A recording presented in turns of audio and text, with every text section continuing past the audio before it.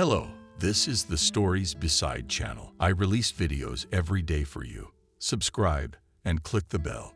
Mommy, Mary whimpered, following her mother across the hot asphalt.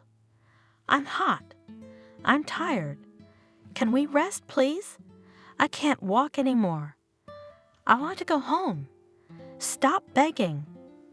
Jenna told her sternly, we have to buy everything, or when will we ever get to the market again? It's the beginning of the school year, and we're not ready. Just be patient. It's not much longer. I'm tired too, but I'm not complaining. You're walking light, and I'm carrying heavy bags. There's no time to rest. The bus won't wait. Can't we just sit down for a little while, please?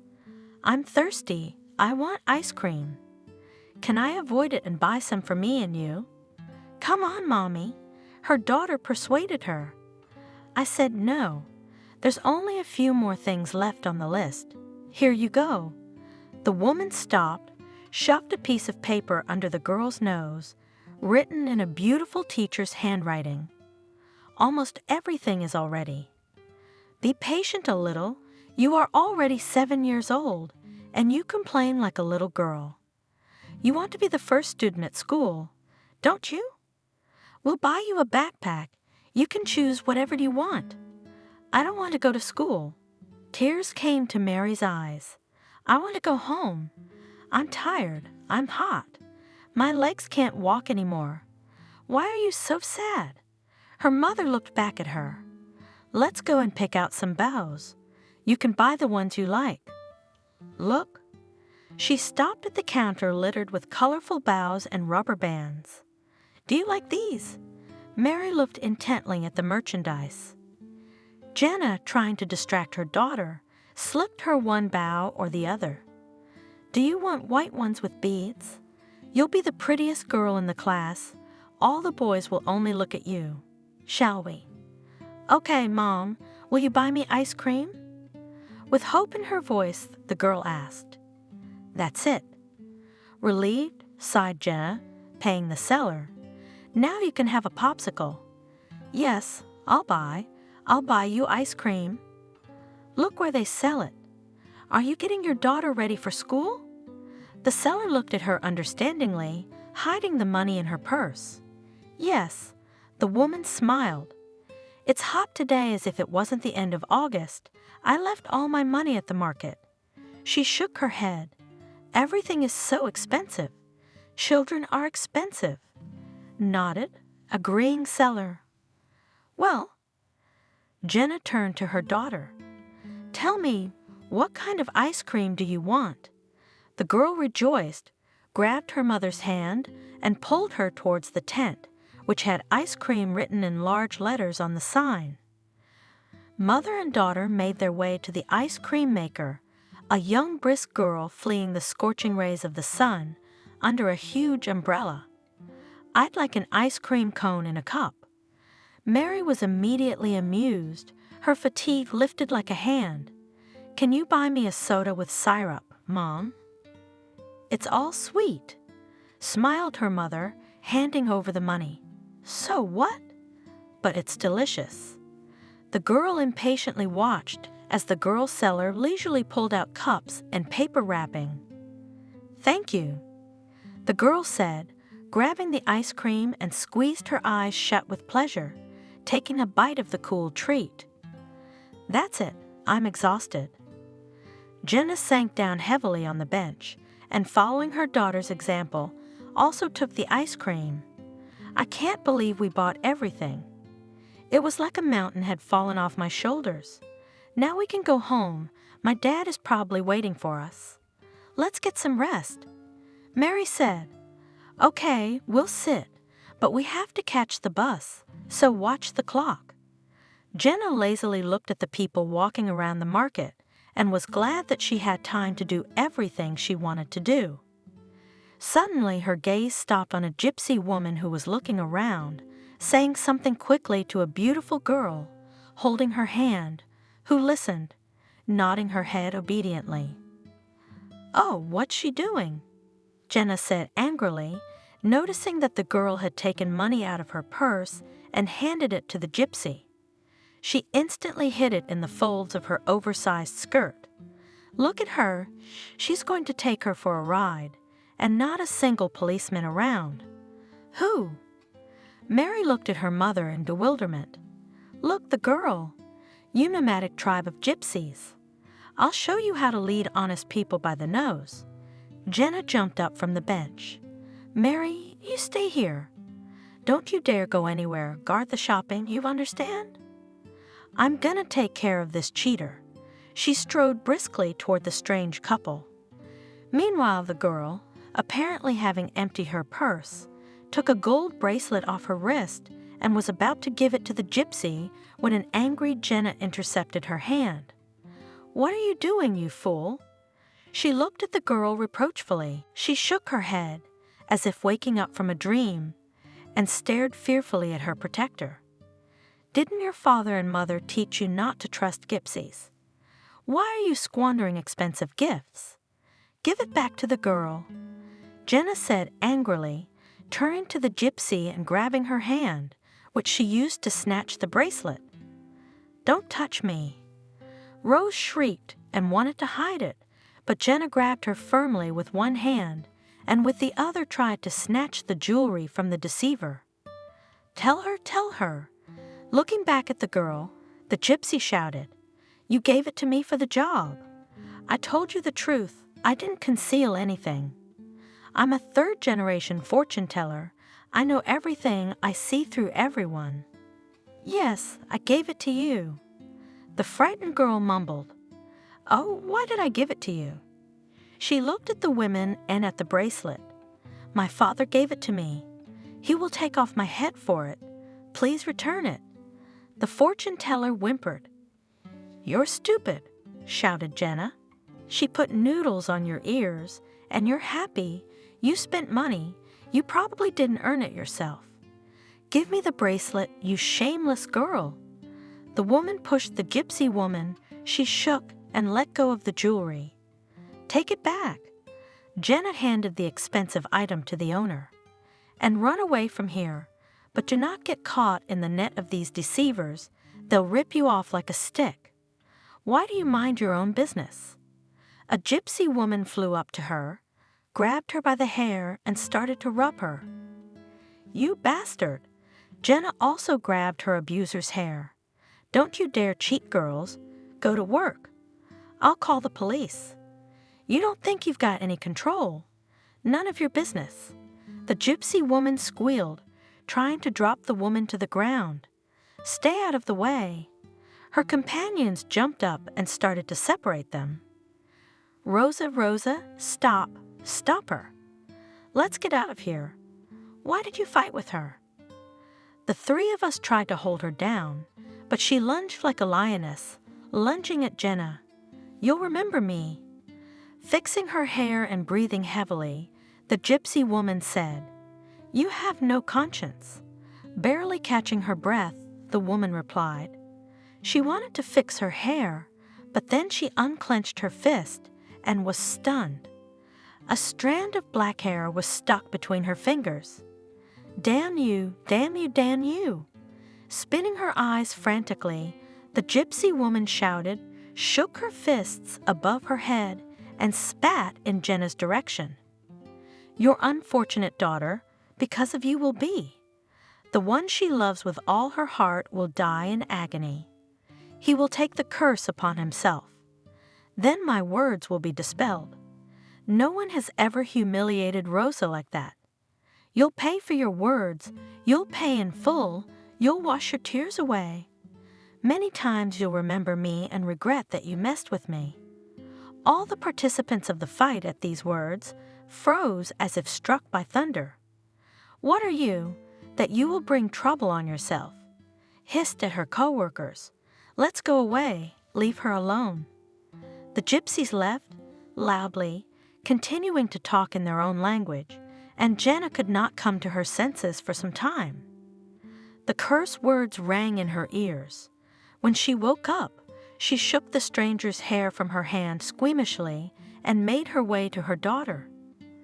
Mommy, Mary asked her fearfully, "Why did you fight with your aunt?" "I wanted to punish her for cheating," tiredly answered Jenna. She took out a wet napkin and wiped her face and hands, trying to get rid of unpleasant memories. All the way Mary slept. Rose's angry face kept popping up in her sleep. The girl shuddered and woke up.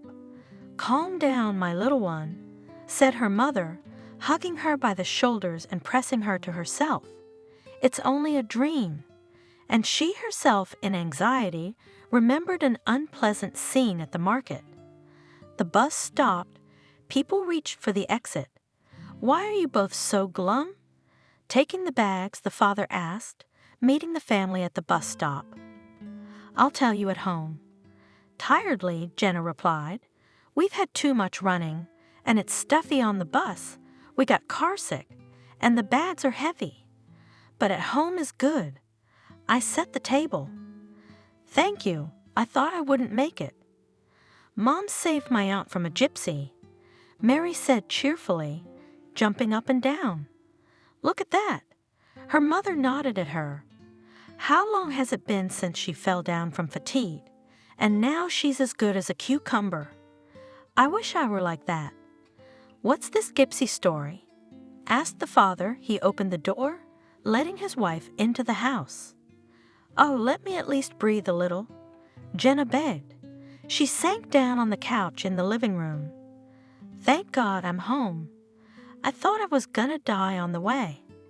"Wash your hands and get to the table," the master commanded. A little refreshed after the trip, mother and daughter gladly sat down at the table. "Do you realize how insolent these gypsies are?" Jenna told me. "They took the girl's head off, ripped her off. Why should I stand aside? I rushed to her aid and fought her off. What a mother you are!" Husband grinned. "You found someone to mess with. They are in the business." "Mom is our hero," Mary said proudly.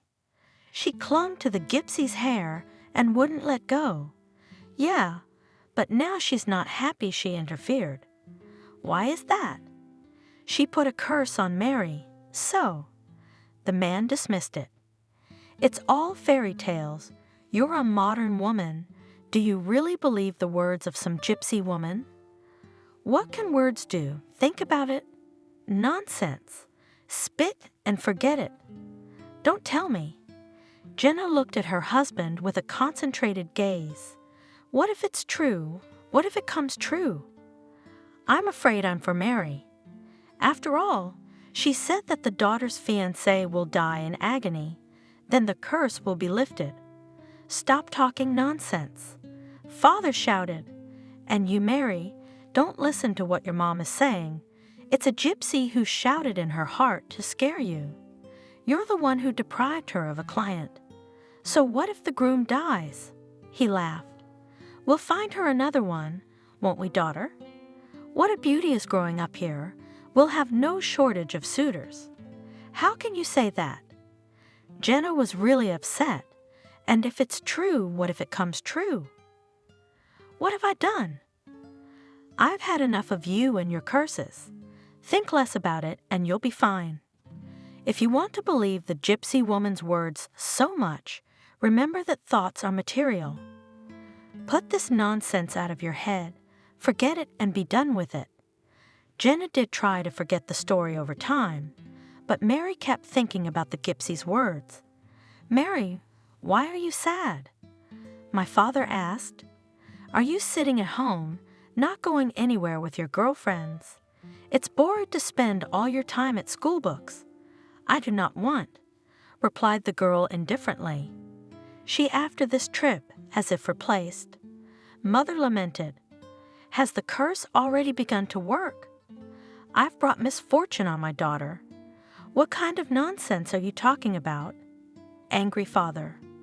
"Are you already obsessed with this story? You see curses everywhere. Now because of this to stay at home all my life. Daughter, you should at least go to the movies. Why don't we all go together?" Mother suggested it. "I can't." Mary refused. "I have a lot of homework. Go without me." What are we going to do with her?" Jenna sighed sorrowfully. She locks herself in her room and sits there like an owl, thinking and thinking, but she won't tell me what she's thinking. "Mary," she begged her, "talk to me. What's eating you?" "I'm a mother. I'll help you. I'll advise you." "I'm afraid," the girl confessed. "What are you afraid of? What if the Gypsy woman's curse comes true? I'll never be able to get married." "Silly girl, everything will be all right. Now I regret telling you about the curse. Don't worry about it. It's just words. Father's right, and nothing more. Look how long it's been since that day, and everything is fine in our family. Forget it. Nothing terrible will happen to you. I promise you." But the thoughts of that story never let Mary go. Only when she became an adult, she gradually calmed down. She remembered the Gypsy woman's words less and less often. Maybe it's really nothing. She calmed herself down.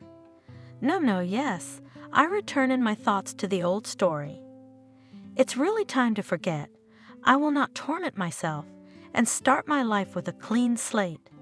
Time passed, and the girl finally believed that the curse did not work. "Have you changed your mind about going to medical school?" Her friends asked her at the graduation party. "No, I've wanted to be a doctor and save people for a long time. I want to go to the city. There are so many opportunities there." Isn't it a shame to throw away 6 years of your life? Saving people's lives is not an easy task. It takes a lifetime to learn.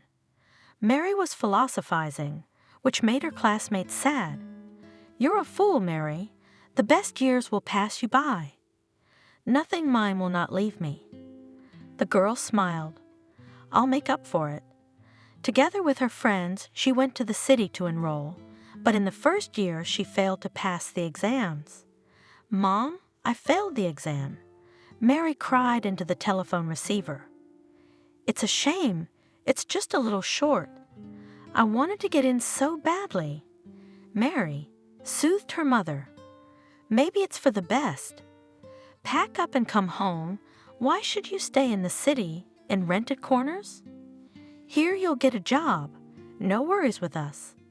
Mary was ashamed to return home, but she overpowered herself. She understood her mother was right and did not linger in the city. "Well, this university." Rejoiced by the return of his daughter, said the father, "You'll work, and then maybe you won't want to go anywhere else." "Well, no," firmly answered the daughter. "I will work, and in the evenings to prepare for enrollment. I'll still get my way. You cannot talk me out of it." "Why are you stubborn?" The mother wailed. "You didn't enroll right after school. Do you think you'll get wiser in a year?" "I'll get in anyway. You'll see." The girl did not give in to persuasion, stood her ground. She spent her days in the library reading textbooks. "And why do you go to the library?" Parents asked. "You could sit at home and prepare yourself. Why are you inventing?" "I can't do it at home, but the reading room disciplines me." "You'll soon collapse from fatigue." In the evenings, Mary worked in a cafe as a waitress. If only she could go out with her friends on her day off. Her father persuaded her, but Mary refused all the tempting offers. She stubbornly prepared for admission and was not going to give up. A girl? She heard one day when she was serving tables in a cafe. "We've been waiting for the order to arrive for a long time. Could you please find out what the delay is?" Mary turned around at the voice and blushed. A handsome young man was looking at her sternly. Dark curly hair was neatly enrolled back, but a knotty strand constantly fell on his forehead, from which the young man, from time to time, threw her head back. Brown eyes with interest followed the girl. "I'll ask." Embarrassed, said Mary and hurried to the kitchen. "What's wrong with you?" The shift attendant asked cheerfully, noticing how excited the girl was. "Did you see a ghost?" "No." Barely catching her breath, she answered. There are young people waiting for the order for a long time. We'll fix that now. The waitress easily picked up the tray, and in 2 minutes, Mary could hear her laughing, flirting with the young men. She watched enviously as the girl interacted easily with the customers. Mary barely made it to the end of her shift. In every spare minute, the image of the laughing handsome man surfaced in front of her. You can't think about him. She reprimanded herself. Preparing for admission, that's what should worry her now. But her poor heart wouldn't listen to reason. Bye. She waved to her colleagues and stepped into the darkness of the evening. Mary was in a hurry to get home. Girl. She heard a familiar voice behind her and her heart beat fast. May I meet you? Mary looked back at her, smiling broadly, looked at the young man, who for the first time in her life brought confusion to a soul that had never been touched by first love. Excuse me. On the move, she replied. I'm in a hurry. My mom doesn't want me to talk to strangers. I can't let you down. I've got a car. He grabbed her arm, stopping her. Come on. Don't be afraid of me. I don't hurt the little ones. I'm not afraid. I just really don't have time. Sit down. The stranger opened the car door in front of her. I'll take you wherever you want to go, and we'll get acquainted. Your blue eyes pierced through my heart. I can't think of anyone but you. I barely waited for your shift to end. Are you laughing? Not at all. He's suddenly serious. I've really been thinking about you since the first moment I met you. I always thought that only happened in books. You don't believe me. You don't know me at all. Maybe I'm a quarrelsome, insufferable person or an arrogant, greedy upstart. I don't know. The young man nodded in agreement. But my sixth sense tells me that fate itself has given me the gift of meeting you, which means that you can be neither arrogant nor quarrelsome. Are we going, or are you running through the dark streets alone? Still hesitating, Mary glanced at her watch. I'm late today, and my parents are probably worried. Let's go. It's faster to drive than to walk. That's great. The young man was happy. It is dangerous for a girl to walk alone in the evening streets, even if you know them from childhood. The young man drove confidently. What is your name, beautiful stranger? Without taking his eyes off the road, he asked. Mary. The girl answered, embarrassed. She still could not believe that she was riding in a car with a man, and even with the one who had occupied her thoughts all evening. And me, David. Isn't it scary coming home so late? No, I'm used to it. What, you don't have another job? My schedule suits me. I have more time to study during the day. Are you studying? No, I didn't get in. So I'm sitting at my books, so I can get in next year for sure. The young people chatted merrily. Time flew by. Well, I'm home, reported Mary. David reluctantly stopped the car. I hope I'm not crossing some hot fan if I ask permission to walk you again tomorrow. I have tomorrow off. Mary smiled.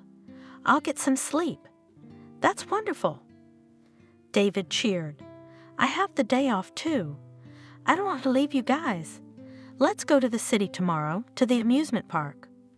Only in the evening. I'm studying at the library during the day. Okay, then I'll call you. I'll call you. Mary nodded. They exchanged phone numbers. David helped the new acquaintance out of the car and escorted him to the porch.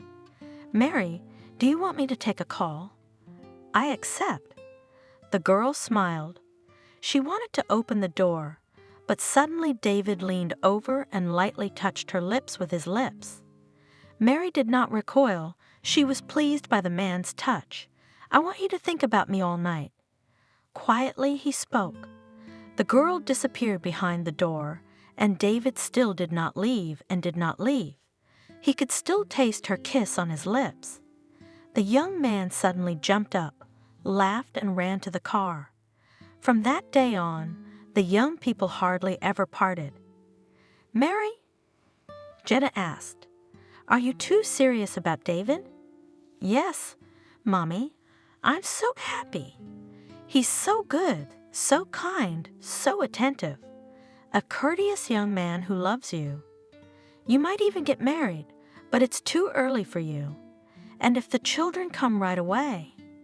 Mom, we're not going to get married yet. I have to study, you know. When I graduate, then we can think about getting married. And not right away, because I have 6 years to study at university, and I'm not going to give up my plans. She didn't tell her mother that David wasn't thrilled that she wanted to go to university. Why would you want to go to university? He was puzzled. A woman has a home to run. What does it matter if you have an education or not? Is it higher or secondary? You can find a job even without education. We will raise agriculture in the village. Working hands are worth their weight in gold here, or you'll go to the city and won't want to come back. You'll forget me. You'll meet some city beauty and leave me, a provincial. Why do you say that? I love you. Don't you understand? The girl was bitter. I have dreamed since childhood to become a doctor and then go to work in a big city. We could go together. Can you imagine how great it would be? I'll definitely become a famous doctor. You'll be proud of me. Think about it. There are hundreds of people like you in the big city. Do you think you'll get a job in a good clinic? What am I gonna do? You'll have to rent an apartment, and here you have your parents' house and me. We'll build our own, have kids. What else do you need in life? But there are no prospects here. The hospital is small. The medical equipment is outdated. I dream of working in a modern hospital. What's the use of studying? I was angry, David. The main thing is to be together. I think a woman should be self-sufficient. Why? It's up to the man to create a good environment for a woman.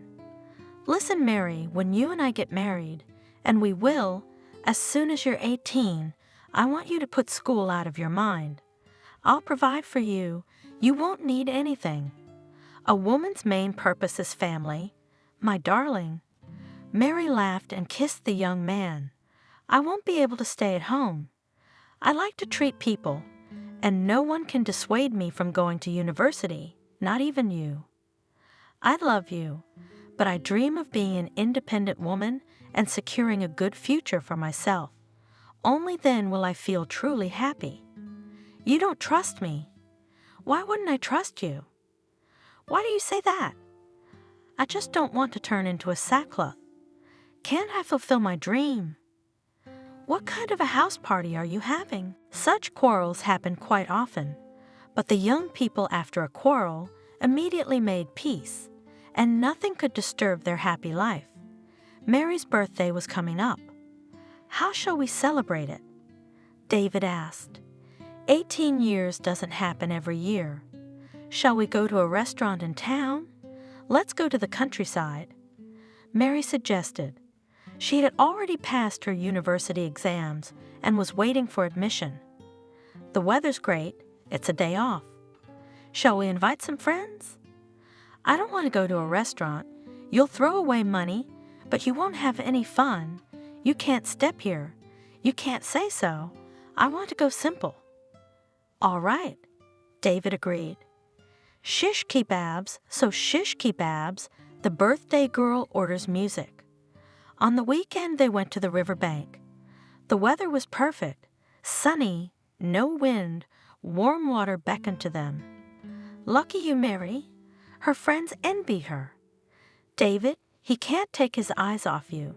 He's such a guy. How many girls were pining for him? And he only thinks about you. It's like you meet by chance and fall in love. I thought you could only dream of such love. Why don't we go for a swim? Suddenly someone suggested it. The whole group went into the water. Guys, how about a race to the middle of the river? Suggested one of the young men. Like children. The girls laughed. What are you thinking of? Let's go to the table. The kebab is getting cold. Now, David looked back at Mary, entering the water. Let's swim in and sit down at the table. It's very hot. I don't want to leave the water. Would you like to freshen up? We'd rather look at you, answered Mary, admiring her chosen one. Mary, shouted one of the disputants. Command. 1, 2, 3. Mary commanded, and the boys swam off, parting the water with strong sweeps of their arms. Look, Mary, said her friend cheerfully. You're ahead of the pack, you handsome fellow, and the others are not lagging behind. The girl stood up for her friends, and her soul was singing. My most beloved, my most desired, my dearest. Mary, smiling, watched how stubbornly David kept the lead. The young men were already swimming back, as suddenly the head of his beloved disappeared under the water. The girl continued to smile and waited that he was about to surface from the water. Triumphant victory. But a second and another passed, and he was still gone. David! The girl cried out and ran to meet the swimmers. What are you doing, Mary? Her friends rushed after her. What happened? Help! Call an ambulance! Mary screamed, rushing to the water. David's friends, breathing heavily, were already coming out of the river. Why are you yelling? Barely catching his breath, one David asked. He had dived in, and that was it. He was nowhere to be found. Something happened. Hurry up. The guys rushed to help, dived several times before they carried the breathless body of their buddy to the shore. An ambulance was already rushing to their aid. Doctor, how is he? Mary asked, watching anxiously as the doctors tried to bring the young man back to consciousness. He had already opened his eyes, but still had difficulty understanding what had happened. It's all right, it's all right. We'll take him with us. Watch him for a couple days. He's swallowed a lot of water. Good thing we got him to shore in time. Don't worry, he'll be fine. The medics have put him on a stretcher. Mary, David said in a weak voice, helplessly, looking at her and squinting at the sun. I'm all right now. Have you frightened us? Early hot tears on the snow-white sheet that the young man was covered with, said the girl. I'm sorry. I spoiled your holiday. I'm really ashamed of myself. We wanted to amuse you a little, and it turned out to make you cry. It's nothing. The important thing is that you're alive. I should have listened to you and gone to the restaurant. Then nothing would have happened. That's strange. David's friends didn't understand. He's the best swimmer among us. What happened to him? Did he overheat in the sun? They put it down to fatigue and heat. Try not to swim in the heat. David, the attending physician, admonished him. Next time there might not be any saviors around. Take care of yourself. 2 days later, the young man was discharged from the hospital, and gradually the unpleasant incident was forgotten. Mary? One day David told the girl, the guys invited me to take part in a motorcycle race. Do you know how to ride a motorcycle? The girl was surprised. Of course, I and the guys at school, we were fond of it. Even in the city races participated. Then, however, abandoned and sold the motorcycle, the car switched to a car, and here I got the opportunity to ride, to remember how we used to race. My friend talked me into it and gave me his motorcycle. It's a sin to refuse such an offer. I wanted to feel the speed again. Is it okay that you haven't ridden a motorcycle for a long time? It's nothing. I'll ride the day before, and I'll remember. I just need to get a feel for the technique. Are you coming to watch? I'd love it if you met me at the finish line. Yeah. Mary clapped her hands together. I'd love to see you. I admit I've never been on a motorcycle, but I've dreamed of riding one. Then we'll meet on Sunday. We'll go to the country. There's a track, and then I'll take you for a spin. You'll ask me to teach you how to drive a motorcycle. The girl was looking forward to the day off. In the morning, they drove towards the place where the motocross was held. There were people standing along the track, eagerly waiting for the race to start. Mary stood at the finish line to meet David. Right after the race, she heard the start announced and, infected by the general cheering, eagerly watched for her favorite racer to show up. She watched the first riders finish the race and waited for the familiar motorcycle to appear. Oh, look! She heard it suddenly beside her. She felt the crowd stirring. Something had happened. An ambulance had gone to the highway. Mary's heart gave an anxious, twitching thump. Had someone crashed? She asked. Probably should ask the organizers. Someone has definitely crashed. The next ambulance is on its way. It's not necessarily a racing driver. Maybe someone in the audience got sick. Yeah, at the races every year someone goes off the track, just not to their death. The girl with difficulty got through the crowd to the finish line, tried to find out what happened. Racers one by one crossed the finish line. Only David was missing. Tell me, she rushed to the organizers. Were any of the riders hurt? A girl. A middle-aged man in a tracksuit tried to brush her off. We have no right to give such information. What are you, a journalist? No, I'm David's fiancé. She said the young man's last name. The man looked at her sympathetically and said, It's bad luck for your boy. He's out of the race, and he was among the leaders all the time. Where is he? What hospital did they take him to? Don't worry about it. It was just bumps and bruises. The man reassured her. But Mary, tears streaming down her cheeks, was already running to the cab rank. Doctor. She caught the head of the department in the hospital corridor. What about David? Lucky guy, the doctor said glumly. No fractures, but he'll have to stay with us. Can I see him? He was about to forbid, but looking at the girl's crying face, changed his mind. You can, but not for long. He treated bruises and wounds, injected anesthetic. Let him rest. Mary cautiously entered the room. David was lying in bandages, his face covered with abrasions and bruises. David, the girl whispered, approaching him. My darling. The boy could hardly open his eyes. Mary, have you come? I wanted to hug you at the finish line. He tried to smile. I overestimated my strength. My self-confidence failed me. I thought I would get on the bike and everything would come back to me at once, but I should have practiced.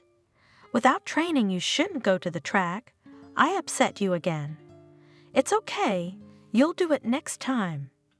She ran her hand through his hair, leaned over and kissed him on the lips.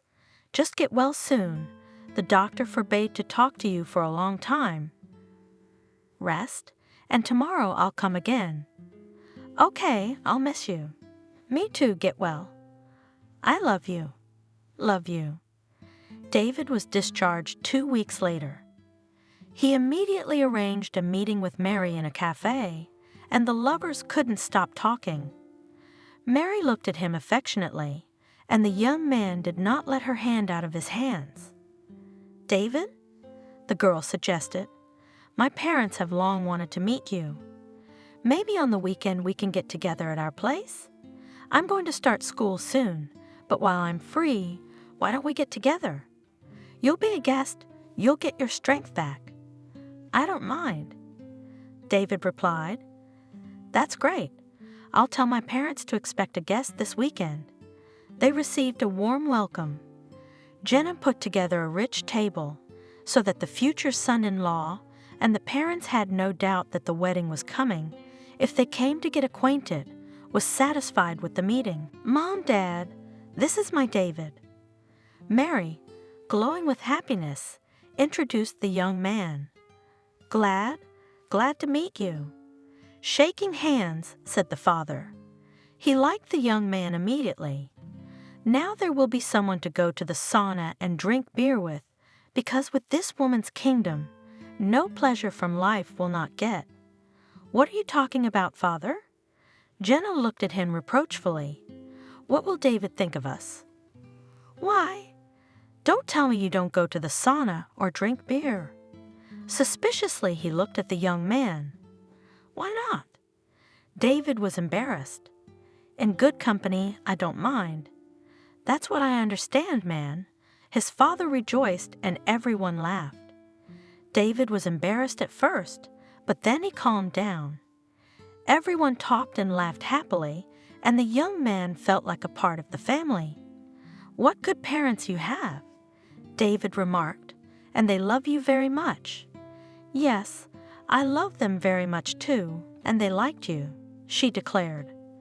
Finally, September came, and Mary started school. The young people visited their parents less often.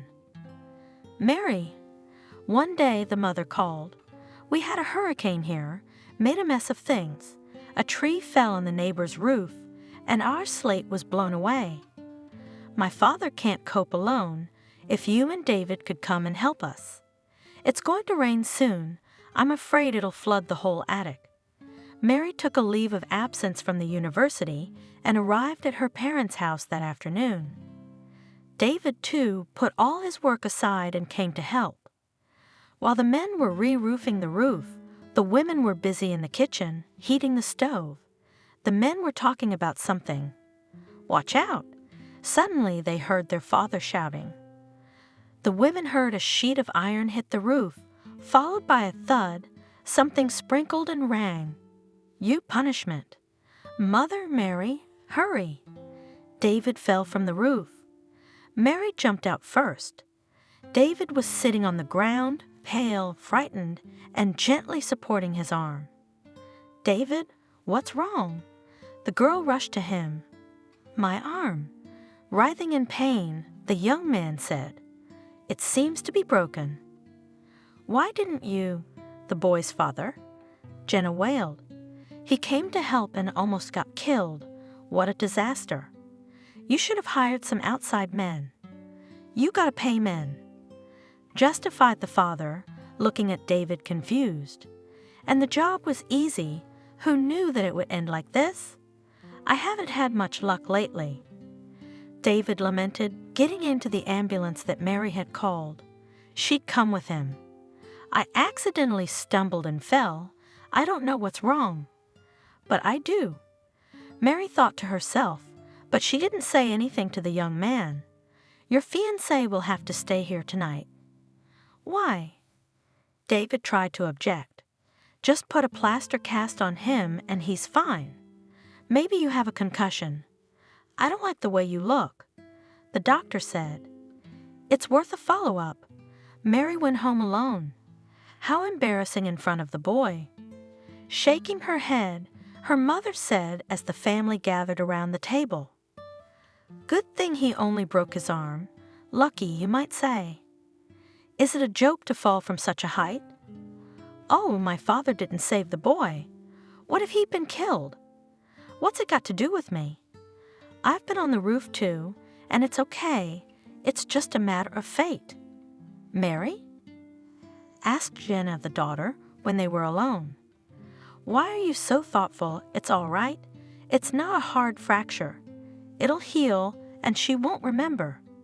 Things happen in life. If you knew where you'd fall, you'd have made a bed. Mother? Mary looked at her mother anxiously.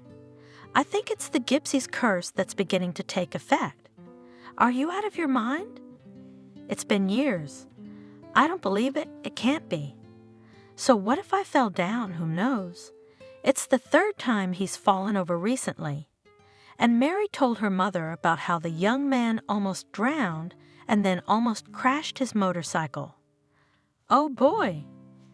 Jenna exclaimed. I'd forgotten about the curse. I thought it hadn't come true, but there it was. What should I do, Mom? The girl asked in despair.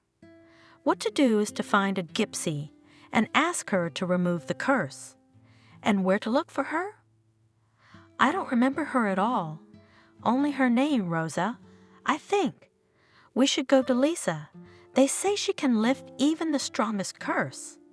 Mary didn't sleep much that night. She was afraid for David, but she didn't know what to expect from Lisa. Come in, beautiful. Don't be shy. Lisa smiled in a friendly manner and pointed to the chair opposite her. What was it? What will be? What will soothe my heart? I'll tell you everything. What has happened to such a young girl? I see the sadness in your eyes. Tell me what's on your mind. Just tell me what's on your mind. Otherwise, I can't help you. Can you lift the curse? I asked Mary, quiet. Lisa shouted at her. Don't talk loudly. Tell me what the curse is. And Mary told the story in detail. Her name was Rose. The girl finished her story. I don't remember her much. I was little. Oh, my golden girl? The gypsy woman shook her head sadly. I will try, of course, to help you, but the problem is that the curse is directed not at you, beautiful girl, but at the man who will love you. You got a fiancé, you love him. I have a fiancé, that's why I'm here. He's been having one misfortune after another lately. So far, it's been limited to various injuries, but I'm afraid it'll end in tragedy someday. I'll never forgive myself if he dies. Help me. Tell me what to do. I'll pay anything. I'll pay any money. Just save me. Get rid of the curse. My diamond. Lisa shook her head. Sometimes money is powerless. Give me your hand. Beautiful, I can tell your fate by your hand. Lisa took Mary's hand, looked at the lines on it for a long time, then whispered something to herself. Then she lit a candle, took a small bundle of some herb from the shelf, set it on fire, and with the smoke began to fumigate the girl. She walked around her and said something. Mary was frightened, trembling with excitement, the smell of smoke, and a headache. At last Lisa fell on a chair, put her hands on the table, dropped her head on them and lay like that. The girl was afraid to move. I'm sorry, my good girl. At last the gypsy woman spoke, raising her head. I couldn't remove the spoil. Your Rosette is a real witch. I'm weak against her. The woman confessed. What can I do? Mary said in despair. Tears came to her eyes. There are two ways out. Answered the gypsy woman. Either you'll spend the rest of your life with your husband, if you marry for love, or look for someone who will take away the curse. As soon as you choose him, you will get sick, wither, and it won't take long to get that. The gypsy woman pointed to the sky. Only you must love him, and he must love you truly. You can deceive yourself and people. Pretend that you love him, but you can't deceive the gypsy plot. It will still catch up with you. What's that? Mary's mouth is dry. I have to sacrifice the person I love. Otherwise, you won't get rid of the curse. The gypsy woman said firmly, I would rather not marry at all than sacrifice my beloved. She jumped up from her chair and ran out into the street. Mary? Her mother met her in the yard. What did Lisa say? Your face is gone. Mommy. The girl threw herself on her chest and sobbed. I'll have to suffer alone all my life. Lisa couldn't do anything to make me happy. The man I love must die for me. I can't let that happen. It's better to be alone than to pay such a sacrifice, and to marry someone I don't love. I don't agree either. To live with someone you don't love is nothing but misery. Daughter, Jenna was ready to burst into tears herself. Let's go home. Why are we standing in the street? We're bothering the neighbors. Tell me, what did she tell you? That's what she said. Mary was sobbing. The man I love with all my heart must die in agony. Only then the curse will lose its power, said Rosa, the real witch. What do we do now? Me, I'll chase David away. Let him go. Let him forget me. Let him live. How can you drive him away? He loves you madly. He'll never say no. I must make him leave my life forever. What a misfortune. My mother shook her hands. I wanted to help a man, but what misfortune did I bring on my own daughter? So don't believe in conspiracies. Should David tell her everything? No. The girl answered firmly. Then he will stay for sure. I must talk to him in such a way that he would leave and never even think of coming back to me. Mary stayed up half the night, crying, trying to find a way out of the situation. Realizing that she could not do otherwise, David must leave. She came to meet him from the hospital with a heavy heart. Mary! He welcomed her, opened his arms, and pressed her against him. I missed you so much. More than anything, I want to get in my car and drive away. I want to kiss you. He looked at her affectionately. David. The girl pulled away from him and tried to keep her voice cold. We need to talk. What's wrong, my love? He still continued to smile. You know that I can disperse any clouds gathered over your head with my bare hands. I'll tear them all apart for you. Let's go home. My parents aren't here yet, so we can talk about it. Good. I'm so happy to see you. He tried to kiss her, but Mary recoiled. Her heart was bleeding, but she knew she couldn't do otherwise. At home, she invited him to sit at the table and took a seat across from him. You and I must part. Mary said firmly. What do you mean? Break up? The smile slipped from his face. Are you out of your mind? We were getting married? I realize that my decision is unexpected for you, but I've thought it over. I have to get an education, and you will interfere with me. You're the one who said you're against me studying and then becoming a doctor. I'm not ready to sacrifice my ambitions. Mary, my dear Mary, David's talking to me like a little girl. I don't mind if you study, as long as that's the reason for the breakup. I don't want to lose you. I'll do whatever you want. And I won't interfere with your studies. But you shouldn't make such big decisions alone. We're adults. Let's talk about this together. You don't understand. Mary gripped the fingers of her hands tightly. We can't be together. I have a goal, and I'm going to it. You're an obstacle. I don't want to be distracted by anything else but my studies. We have different outlooks on life. I need another man who understands me and supports me in everything. Let's not torture each other. Let's part as friends. Every word was difficult for her. Tears were ready to spill out of her eyes, but she held on. Mary. The young man spoke quietly. What friends? We love each other. I see that you love me. I could not be mistaken. Why ruin everything? I don't understand. I don't have to explain anything to you. Coldly, the girl replied, Please go away and forget me. Find yourself another bride and be happy with her. But I don't want another. I can be happy only with you. Is there any other reason why you're driving me away? Frankly, I'm not convinced by your arguments. Study in peace if you want to. I'm not going to stop you. Why break up the relationship? What's gotten into you while I've been in the hospital? I'm not going anywhere.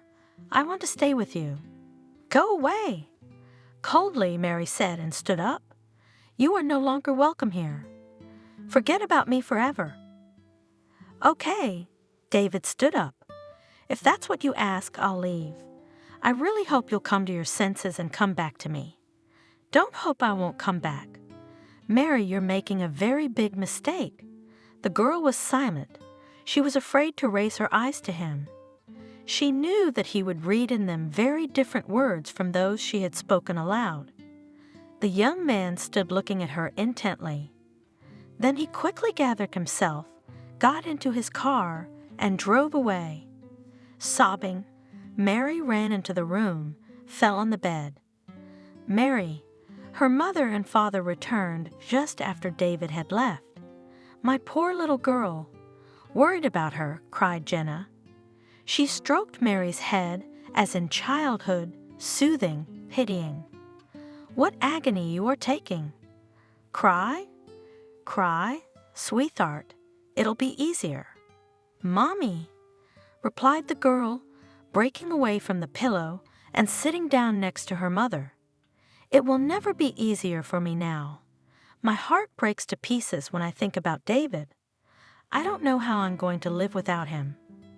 I want to die. What are you? What are you, sweetheart? Don't even think such thoughts. It's nothing. God willing, everything will pass. Everything will be over. The agony will be gone. The woman embraced her daughter, pressed her against herself, trying to share her pain. He'll hate me now. Well, let him, I don't care anymore. You'll meet another good man. Jenna was as comforting as she could be. A woman can't be alone. Well, you won't have a passionate love, so how many families live like that? Mary sat on the bed, staring thoughtlessly into the void. Her hands were resting on her lap. She didn't know how she would learn to live without David. Time heals. Mary knew that for sure. She went away to study with her friends in the dormitory. Lectures, seminars, library classes took up all her free time, but sometimes David came to her in her dreams and looked at her reproachfully. The girl woke up in tears, but did not give in to a moment of weakness, persistently devoted all her time to her studies. Mary more than once called out to her roommates. Shall we go to the club? Let's dance, relax. There are so many boys hanging out there. We'll get to know each other, have fun. How long can you sit your books? I don't go to clubs and I'm not going to meet anyone. Refused the girl and defiantly opened some textbook or notebook, using them as a shield from the annoying attention of neighbors. I don't understand. One of her friends was puzzled. How can you spend all your time with textbooks? Life is passing you by. Really, Mary? Another one echoed her. At our age, only to go out. But tell me, don't you want to meet some guy? Yes, she's afraid of them. The girls laughed. I'm not frightened, just my studies are in the first place. Calmly answered the girl, and she remembered how recently a classmate caught up with her after class. Mary, smiling, the guy suggested. Let's go to the movies. Sorry, I have a library in the evening. Screw the library, don't you have any other interests? I like it. Without stopping, the girl replied. Don't try. She heard the voice of another classmate. She's a bit of a prude. Maybe you're already married, so tell us, we'll understand.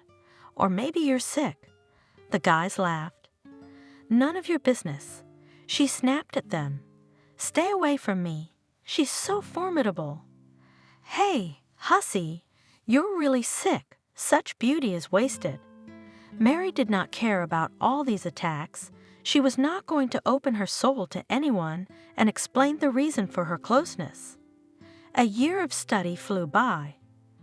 The girl passed the last exam and decided to run into a cafe near the university. They sold delicious pastries. She made an order and sat down at the table. Can I keep you company?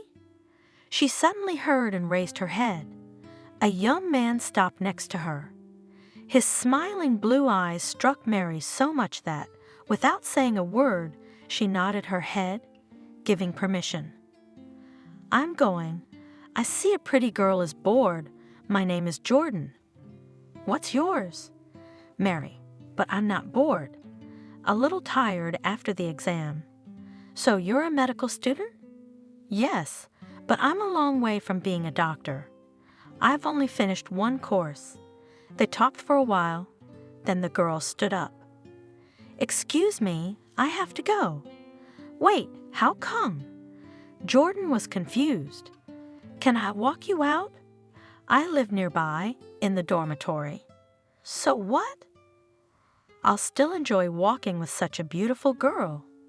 Mary blushed. She liked this guy. She didn't expect to meet such a charming man, and she didn't want to part with him either. "Aren't you going to work?" "I have my own small firm, so I can afford to be late from lunch. No one will scold me." He smiled broadly, and Mary smiled. The next day, Jordan was waiting for her outside the dormitory with flowers. "I bought tickets for us," joyfully informed the young man. "I haven't been to the movie theater for a long time." "Thank you for getting me out of the house, or else I'm completely memorized." Gratefully, Mary smiled at him. When the light went out in the hall, Jordan boldly took Mary's hand. She did not resist. She was pleased with the touch of a young man. After the session, they walked back to the dormitory. "Did you like the movie?" Jordan asked. "Yes, very much. Thanks again for a wonderful evening, Mary," Jordan said, looking into her eyes as he drove away. "I'm so happy that fate brought us together. I've only known you for a day, but it feels like I've known you forever. That's never happened to me before. I'm so sorry to part with you. I'm ready to spend the whole night under the windows of your room, just to know that you are near. I'm glad to meet you two," the girl confessed. "The girls and I are moving into an apartment tomorrow. It's the beginning of vacation, and we're staying to work. So you and I will still be able to see each other." Jordan was happy, and the young people swirled in the whirlpool of their feelings. They met almost every day. The relationship grew so fast that Jordan one day suggested, "Mary, why should you spend money on an apartment? Why don't you move in with me?" "I'm not comfortable."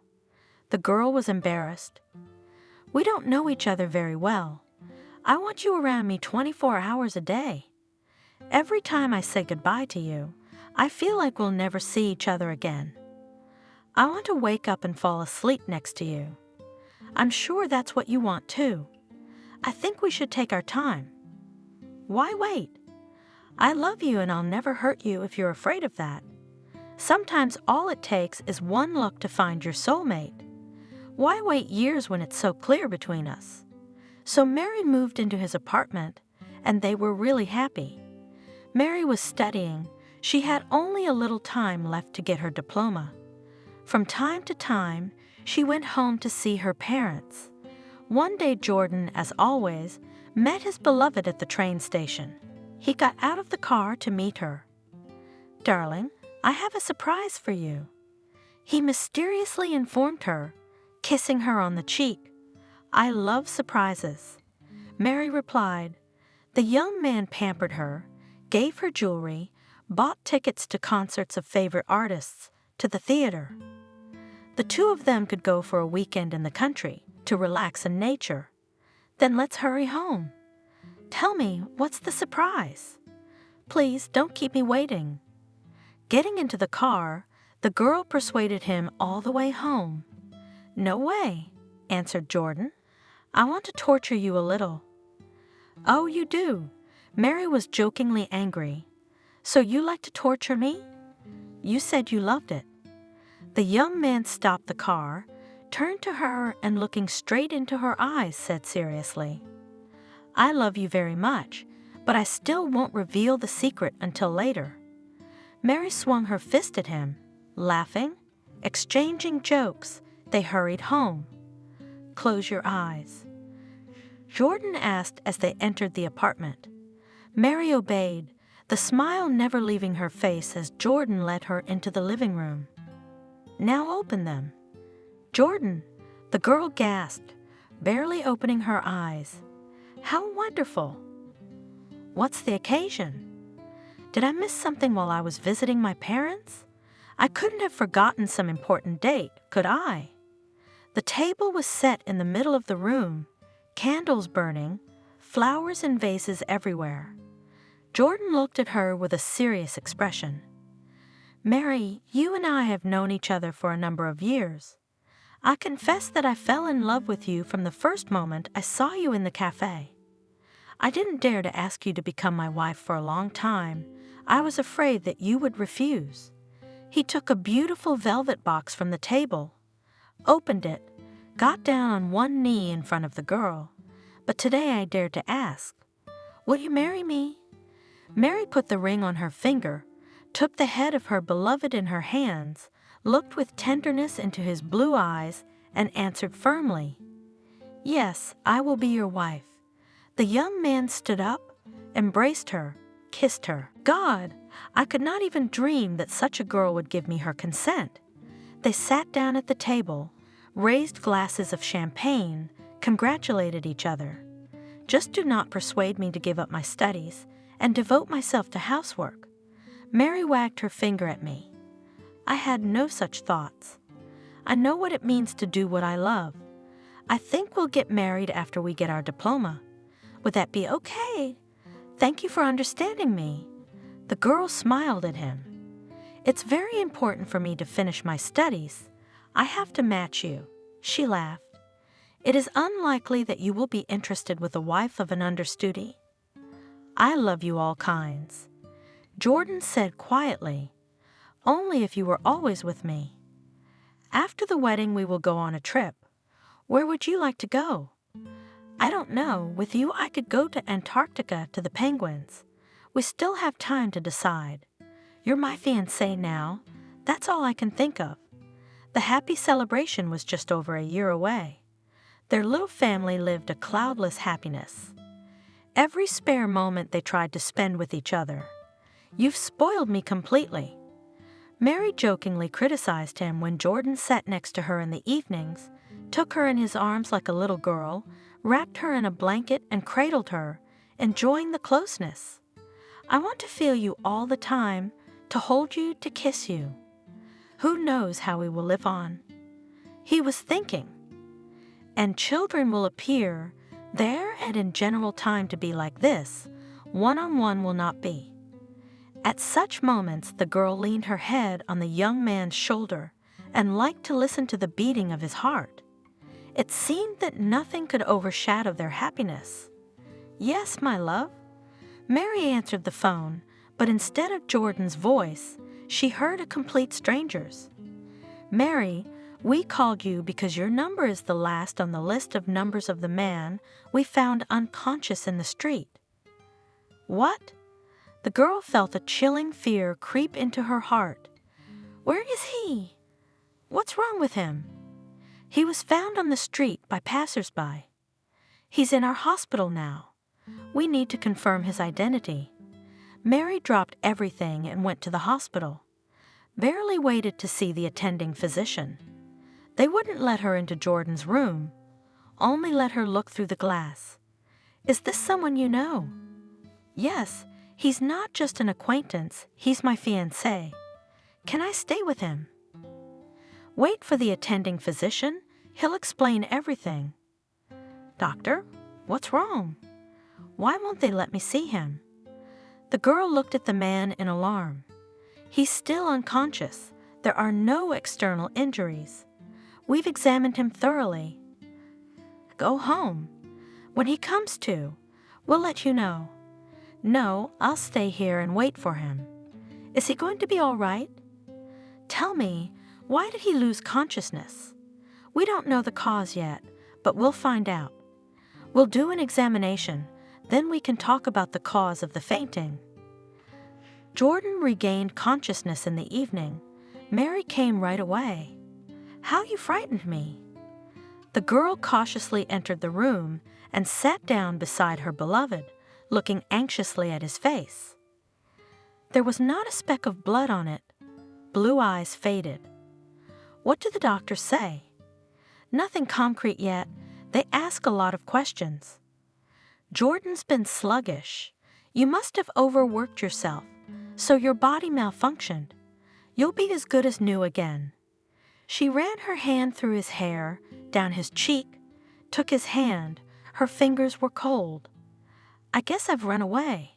Suddenly Jordan said, "What are you talking about? There are good doctors here. They will definitely put you on your feet, establish the cause of fainting, and prescribe treatment. I'll come to see you every day. You just don't get discouraged. I know you men." She smiled approvingly. "She panics." On the third day, Mary got a call from the doctor asking her to come in. "Mary," he began. The girl suddenly realized that something irreparable was about to happen. "I have bad news. Jordan has brain cancer, terminal stage." She cried out, put her hand over her mouth. "I'm sorry about your fiancé, but there's nothing we can do for him." "I don't believe it." In despair, breaking her hands, said the girl, "You've made a mistake. Double-check the tests again. He was perfectly healthy. He never complained about anything. He's so young, it's a mistake, a mistake. He didn't complain. He didn't have to be healthy. This type of cancer is very insidious. A person may feel a slight indisposition and write it off as fatigue, a cold, but in the meantime the disease develops." Do you remember if he ever complained about anything in passing? Sometimes he'd say, Mary was thinking, that he had a headache. A month ago he complained that he couldn't see very well, as if his eyes were foggy, and I began to notice that he was bumping into furniture, doors, as if he was out of coordination. That's right. A person doesn't pay attention to such little things, and meanwhile the cancer is already gnawing at him. It's very aggressive. Is there nothing that can be done? Alas, the doctor waved his hands. It's too late. At this stage, all our efforts are for naught. Even abroad, no one will take him on. The tumor is not operable, and chemo is already useless, only to torment the patient. We'll support him, of course, but only to relieve the pain. I? Mary hesitated and then said with difficulty, "How long does he have left?" "Not long, I'm afraid. 3 months, 4 at the most." "I'm so sorry. Does Jordan know he's ill?" "Yes, we had to tell him. He needs to know what he's going through. Stay strong. Your support is very important to him right now." Mary walked out of the office exhausted, clamped her hands over her mouth, pressed herself against the cold concrete wall, and sobbed deeply. "No, this can't be true," she thought. "I don't want to lose him. How will I live without him? How will I look into his eyes? What will I say?" But she realized that she could not leave him at such a difficult moment, alone with the disease. With difficulty the girl pulled herself together and went to Jordan, hiding her tearful eyes. "Do you already know?" The reddened eyes and the mournful smile did not escape his inquisitive gaze. "I'm sorry I won't be able to carry you in my arms into our home, but I'm happy to have been by your side these past few years.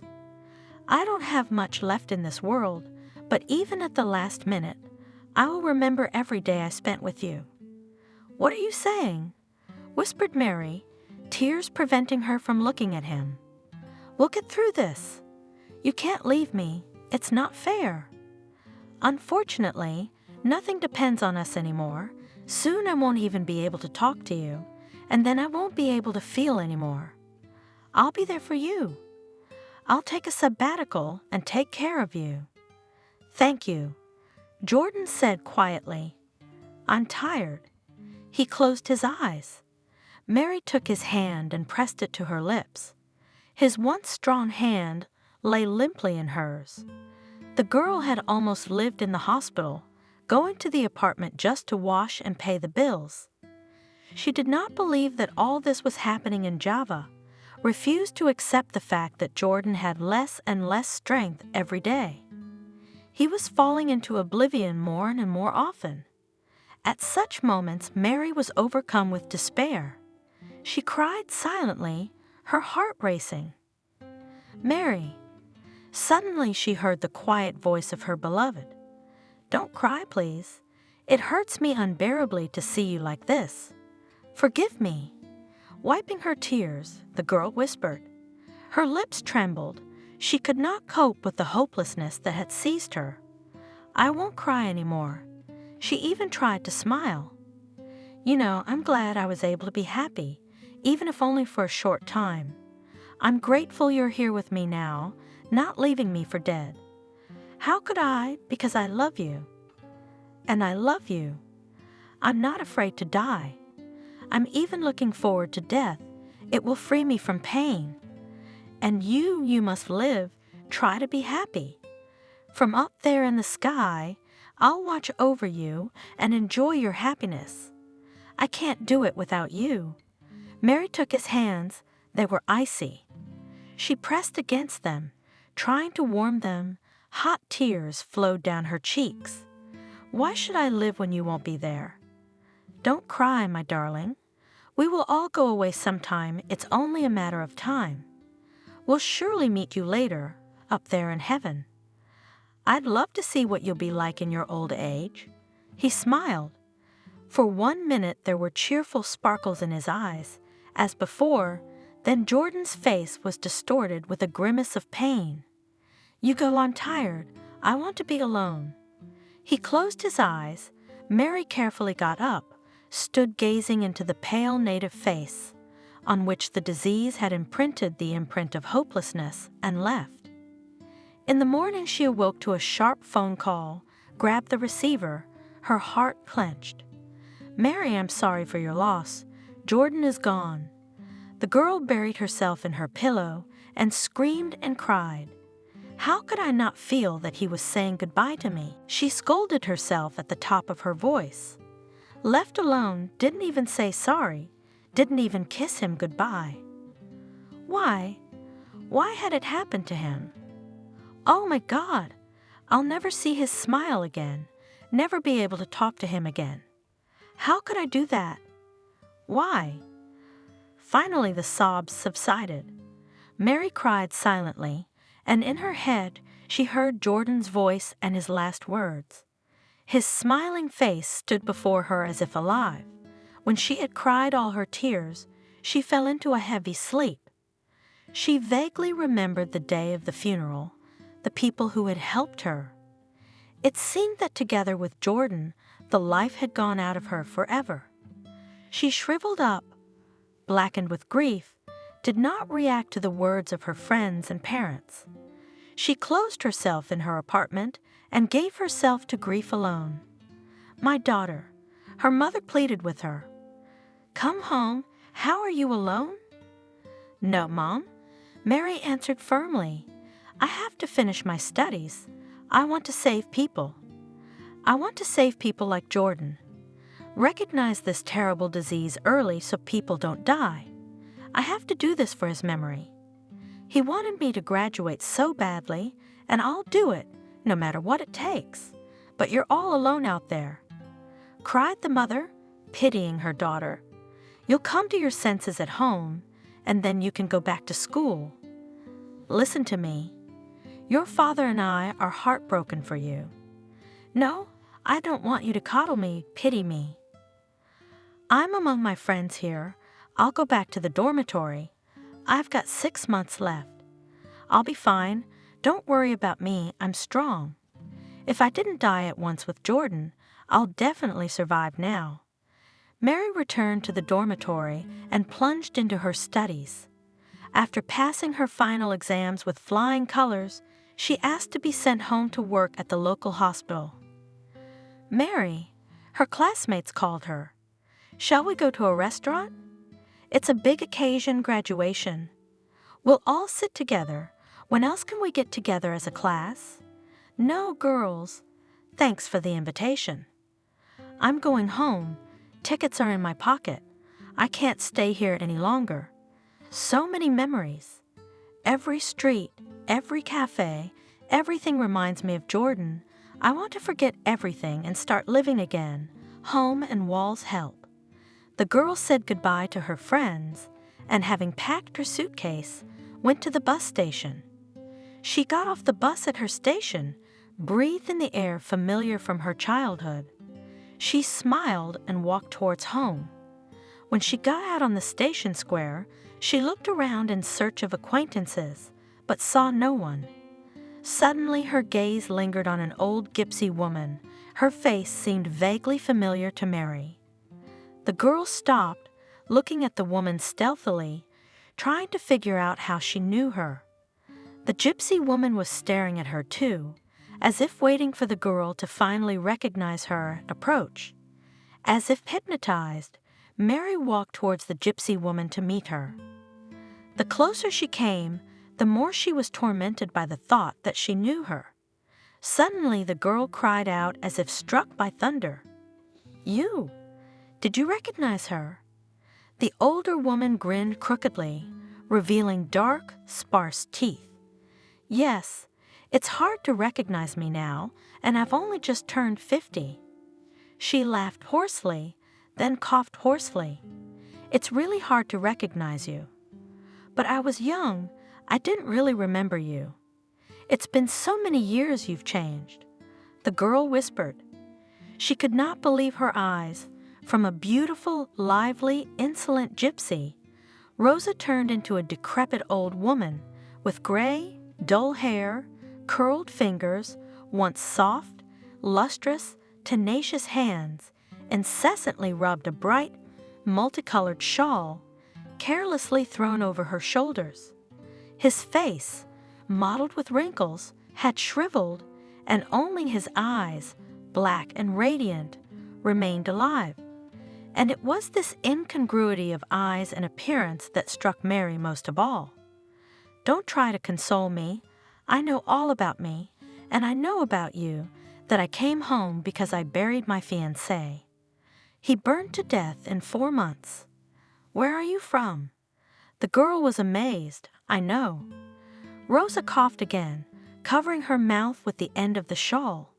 "He took away my curse and freed you with pain and agony. You'll meet your destiny soon and you'll be happy. What happened to you? 50 years old is not an age. I brought the disease on myself. I cursed you. I committed a great sin, so God punished me. I ruined my health. Never, you hear, never wish harm to anyone.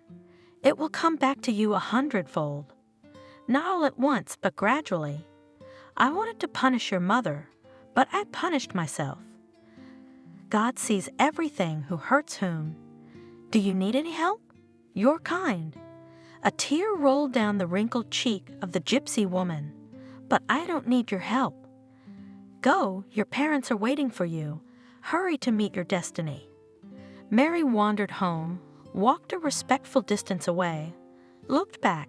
The gypsy woman was still standing in the same place, looking after her with her hand, covering her eyes from the sun like a visor. Her hunched figure evoked nothing but pity in Mary's soul, not even anger toward her. "Mary!" Her mother ran out of the house to meet her, embraced her, cried, "Poor you, my poor sufferer, when will all the misfortunes end?" "They're over, Mom." Hugging her in return, said the girl, "I met a gypsy woman at the station. The same one, remember Rosa? How could you recognize her? It's been so many years. You were just a little girl. Has she changed? Maybe I wouldn't have recognized her. She beckoned me to her, like she was hypnotic. She said Jordan had lifted the curse from me. Oh my God, I'm so happy. I can't believe it. Oh, why am I keeping you out of the house? Come on, let's go. My father is worried sick about you. Listen, Father, what's your daughter saying?" Jenna didn't know how to express her joy. "All our troubles are over. The gypsy told her so. Is that old witch still alive? If I'd known what she looked like, I'd have shaken her out of my soul and gotten her to lift the curse from you sooner. Will you show her to me later, my daughter? I'll deal with her. I'll get even for every tear you shed. Daddy, I won't need your help. She's punished herself. She's so sick. What's the matter with her soul? I feel sorry for her. I wouldn't want to be in her shoes. That's what she should do." Father said in his heart, "How can the earth still carry her?" The girl, as the dearest guest, was seated at the table. Behind the conversations, oohs, sighs, the time passed unnoticed. "What will you do next?" "Ask my father. I'm going to get a job. They're waiting for me at the hospital." "Of course they are." Mother snorted. They're always short of people there, and here the whole doctor has arrived. I'm not quite a doctor yet. I have to practice first, but I'm looking forward to going to work. You should at least get some rest. You're all skin and bones. You're not taking care of yourself. I don't want to stay at home. At least I'll forget about work a little, and there and meet a good man. My mother picked up on it. We're not old now. It's time to nurse grandchildren. Mom, I don't want to think about anyone right now. Men have no place in my life, at least not yet. That's not right. Father remarked. A young woman should be thinking about men. No, I've had enough of men. The one I would like to be with is probably married long ago, and I don't need others. I'm fine on my own. Didn't you just say that about David? Asked the mother, looking intently at her daughter. It doesn't matter. Mary was embarrassed. Forget it. I don't want to talk about David or anyone else. I came here to work, not to have affairs. He never married. He became a big man, a farmer. He's such a nice man, the girls are all over him, but he won't let them. That's right. The other day he brought a new tractor. My father told my mother. He's made a good fortune. But he hasn't brought a woman into the house, so he lives alone. Good luck to him, said Mary, and her heart gave a happy twinge. Enough about him. Let's change the subject. And anyway, I'm tired. I want to rest from the road. Tomorrow I'm going to apply for a job. The next morning, Mary went to the local hospital. They welcomed her cordially, told her everything, showed her everything, drew up the documents. Encouraged, the girl returned home. She walked and remembered how she and David had walked along the streets of their village. Mary was thinking so much that she did not notice that a car stopped next to her. A young man jumped out and blocked the road. Mary, hello. She heard the girl. She looked up and shuddered. David was standing in front of her. Yes, her David, the one she loved madly, the one she had driven away, afraid of the curse, the one she had never forgotten, hello, answered a dumbfounded Mary. She was confused, unprepared to meet him like this. He hadn't changed a bit in the years they hadn't seen each other, but he had grown older, and there was a deep wrinkle between his eyebrows. I'm so glad to see you. The man looked at her tenderly. How are you, Mary? Married? I was. A shadow came over the girl's face. No luck with your husband. He died. She answered briefly. I'm sorry. I didn't know. David was embarrassed. Look, he suggested suddenly. We haven't seen each other for a long time. Let's go to a cafe, sit down, talk. I'm sorry. I don't want to be out in public. I'm not in the mood. Then let's go to the river. Remember where we used to vacation? Okay.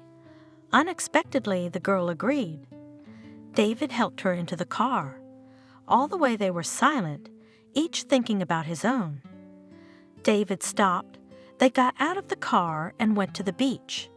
They sat down on the rocks, heated by the sun. They were still warm from the evening coolness. How did you get here? The man asked. For a long time? Or just to visit your parents? I've had a job. Nothing keeps me in the city anymore. I got my diploma and came straight here. It's peaceful here, my parents are near, and I don't need anything else. You're still the same. Suddenly David said, turning to her. Tender, vulnerable, yum, I missed you.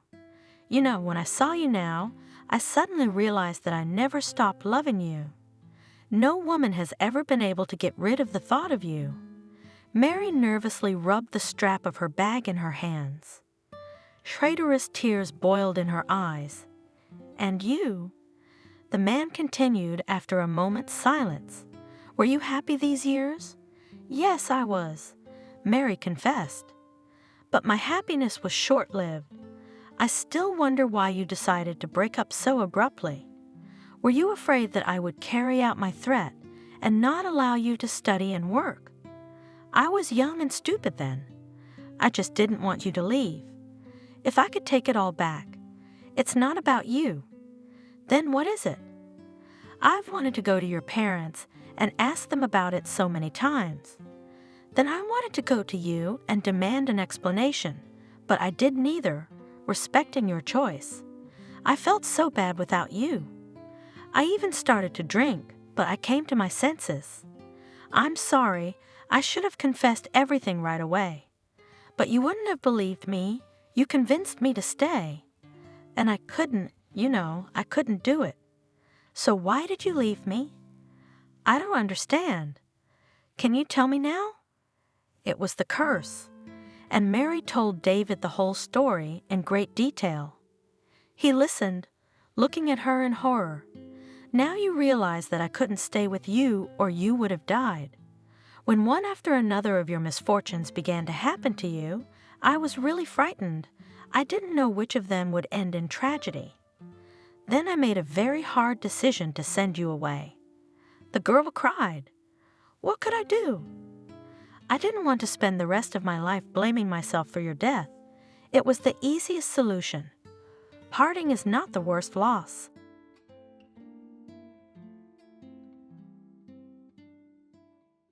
Hello, this is the Stories Beside channel. I release videos every day for you. Subscribe and click the bell.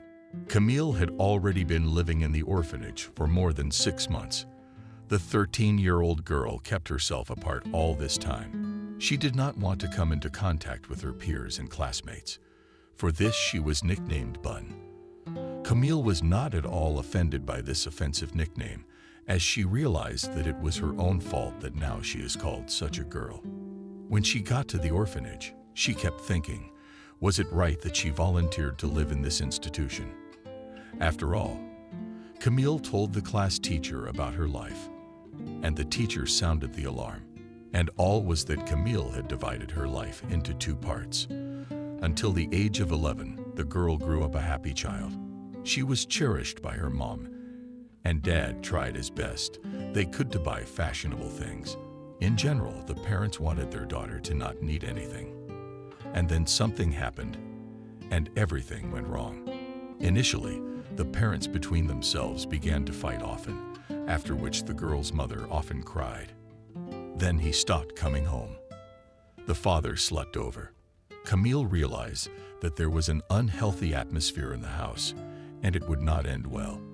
However, Camille couldn't understand why her parents were fighting, and so she asked her mother, "Why do you and her father fight so often? Do you really want to know?" "I do. I want us to live like we used to, happily and as a family. And I don't want you to cry." "Then go and ask your father why we fight with him." The girl nodded to her mother in response, and when her father came, she turned to him with the same question. The father looked at his daughter carefully, and then called her back to the children's room and put her on a chair, and sat opposite him. The man nervously ran his palm through his hair and then said, "Daughter, you are not so small, and some things should understand. Anyway, I've fallen out of love with your mother, and I want to divorce her. I wanted to talk to you about it earlier, but I didn't dare. Divorcing my mom won't affect our relationship. I just won't live here, but I'll visit you." "Dad, is there another woman in your life?" "That's a serious question. I'll be honest with you. You're right. I have a woman I love and want to live with. You've made your point. I don't want to talk to you anymore," roughly said the girl and rushed to the bathroom, where she gave vent to tears. Now Camille understood her mother, who had been crying a lot lately. After this conversation with her father, a few days passed, and the man soon packed his things and left their family. Camille became withdrawn after Papa's departure. She was incredibly hurt that her father had betrayed her and her mom for another woman. And the girl's mother, after she was abandoned by her husband, just sobbed and cursed her fate. At first, Camille's father visited her, coming once a week to school after lessons. However, Camille did not talk to him and tried to get away from her father as soon as possible. This continued for a month, and the man began to come to school less and less often. Meanwhile, the girl's mother, in order to somehow survive the betrayal, began to impose on strong drinks. Even not perfectly understood that the mother degenerates every day. And when once again the father appeared at school, the girl told him everything and asked him to talk to her mother. The man looked sadly at his daughter and said that he would not do this. And then he added, "Your mom is a grown woman and should understand what she is doing. And I also want to say that now I will rarely visit you. You don't spoil me much with your visits anyway. There's a reason for that. I have a woman I live with who's expecting a baby in the near future, and now I'm gonna have a lot on my mind. You must realize that a baby needs a lot of attention." That's a great thing to say. You're telling your own daughter. So I don't want to be taken care of. Get out then, and you cannot appear in my life at all. Barely holding back her sobs, the girl said, "I understand that you are offended at the moment. Be patient a little. As soon as the baby is born and grows up, I will visit you more often. You should be happy because you'll have a sister I'll introduce you to. I've told you everything. Go away and don't show up with anyone. I don't want to meet anyone. I hate you and despise you." The girl said quickly and hurried home. Camille couldn't wait to cry, but she didn't want to do it in front of her father. As soon as Camille got home, she rushed to her room and burst into tears. She wanted her mother to be there to tell her about her conversation with her father. However, when her mother came home drunk, the girl lost all desire to tell her mother anything. A few days passed. Camille came home and was very surprised to find the front door unlocked.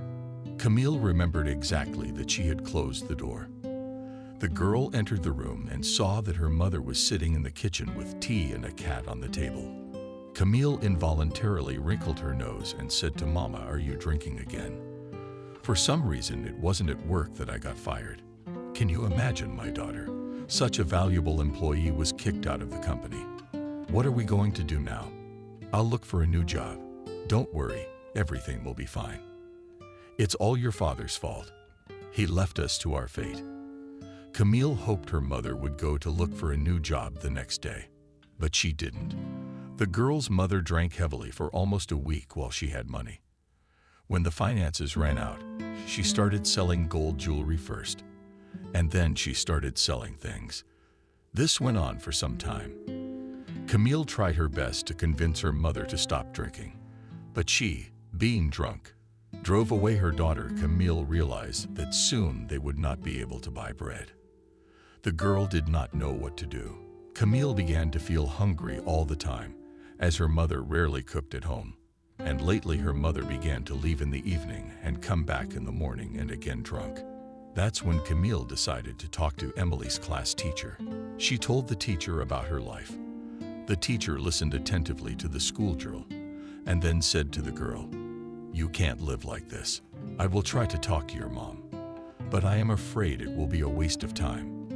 The only thing I can offer you is to live in an orphanage where you will be properly taken care of. Maybe the termination of parental rights will make your mom reconsider her views on life, and she will give up her addiction. And don't get me wrong that after your story I will have to contact the guardianship authorities anyway, because I have to respond to the fact that my student does not finish her meals and often stays home alone at night." The very next day, Emily tried to talk to Camille's mother, but the conversation did not work, as the landlady was in an inadequate state. The teacher made another attempt 2 days later, but the situation was repeated. And then the teacher detained the girl after lessons and told her it was useless to talk to your mom. "I ask you not to take offense at me, but I'm appealing to the guardianship authorities. I just don't have a way out. I'm not offended. I've been thinking about your words for a long time, and it seems to me that I would be much better off in an orphanage now. You see, I'm just afraid that I'll go down a crooked path and start stealing from stores so that I won't feel hungry." Good for you for thinking that way. Don't despair. Maybe when you get to the orphanage, your mom will realize that she might lose her own daughter. And soon Camille showed up at the orphanage. Now she was sitting there thinking about her mother and whether it was right for her to want to live in this institution. Camille was distracted from her thoughts by a woman's voice that said, "Sitting alone again as your peers rampage outside." The girl turned around and looked at the woman with a smile. It was Evelyn, the cleaning lady. Camille had become friends with her. A month after coming here, all the children at the orphanage thought Evelyn was a woman. Camille had a different opinion of the janitor. She liked it when the janitor affectionately called her by her first name and asked her how her day was going. Evelyn walked over to the girl and sat down next to her. The older woman already knew Camille's story. For what reasons the child had ended up in the orphanage, the cleaning lady herself did not understand what made her feel special toward this withdrawn girl. And now, seeing the pensive Camille, she quietly turned to her. What she was dreaming about at the moment. Honestly, about my mom in my life. Tell me if it's not a secret. I've been waiting a long time for my mom to come and take me away from here. But she never even visited me once. And now I was wondering if I was right to want to live in an orphanage. And now I realized that I was right. I don't need the pits at all. And I have an aversion to her. I feel like pretty soon I'm just gonna hate her. You can't say that about your own mother. You know, I grew up in an orphanage too. My mom gave me up when I was a baby. And at first, I had the same thoughts as you. But as I've grown up, I've changed my mind drastically. Tell me why. Interested? Camille asked. I'll try to explain it to you with my own example. As soon as I left the orphanage, I entered medical school. When I graduated, I met a young man named Roman. This guy started courting me, and soon we both realized that we loved each other.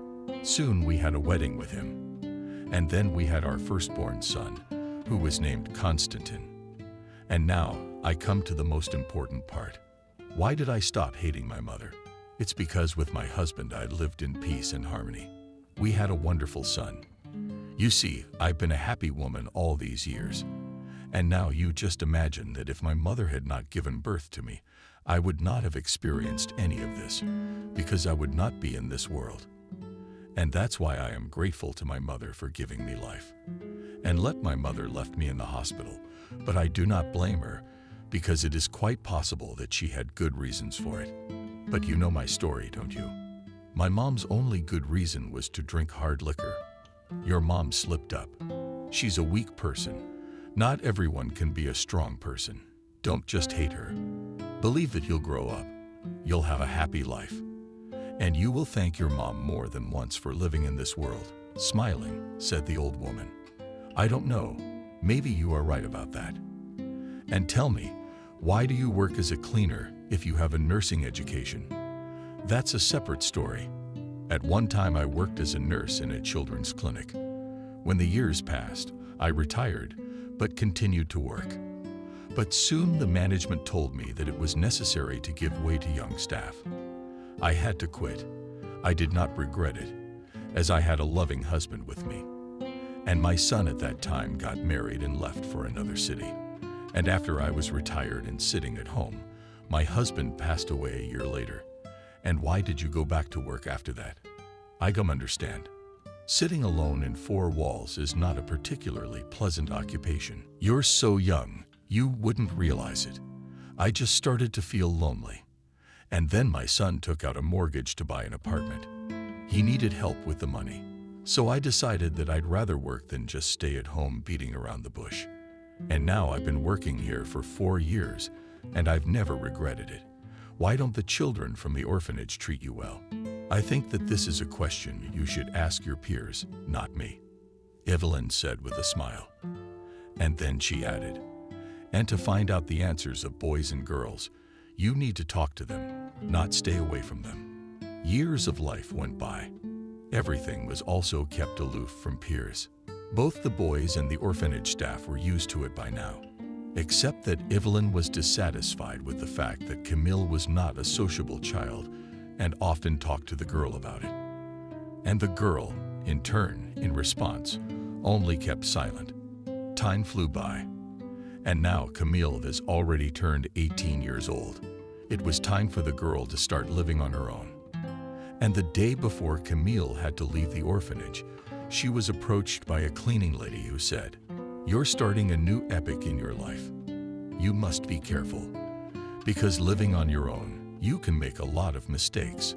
I know that the state gave you a one-room apartment somewhere in the periphery, but that's okay. The main thing is that you have your own corner. The only place you've been allocated is there. There's no furniture. I already thought of that. I'll buy you a kitchen table with 4 stools. It'll be a housewarming gift. A bed and a dresser. I'll give them from my son's room. He doesn't need this furniture, but it'll be good for you. I'll give you some of the kitchen utensils. Of course, you've got to give me something to eat. When I decide to visit you, if you don't mind, I'll always be glad to have you here. You've been so supportive while I've been here. I'll be eternally grateful. Oh, don't give me that big talk. And what kind of gratitude is there to be thankful for? Why don't you tell me what you're gonna do? How are you gonna get out of here? I want to be an announcer, and I'm gonna try to get into college. And of course, I'll look for part-time work in the evenings to make a living. And if you don't get in, believe me, it happens a lot. I'll get a job, and in a year I'll try again." And soon Camille moved into a studio apartment. She quickly got settled in and immediately got to know her neighbor. It was a middle-aged woman whose name was Wendy. Soon Camille tried to enter the institute, but disappointment awaited her. The girl missed a few points. After she found out that she was unlucky with the enrollment, she came home in a bad mood. She wanted to cry with grief. Camille only sat down on the bed as she received a call on her cell phone from Evelyn, who asked how things were going. The girl tried not to cry and mouthed, "I didn't get in, and I had so much faith in my abilities." That says what? That you shouldn't be overconfident.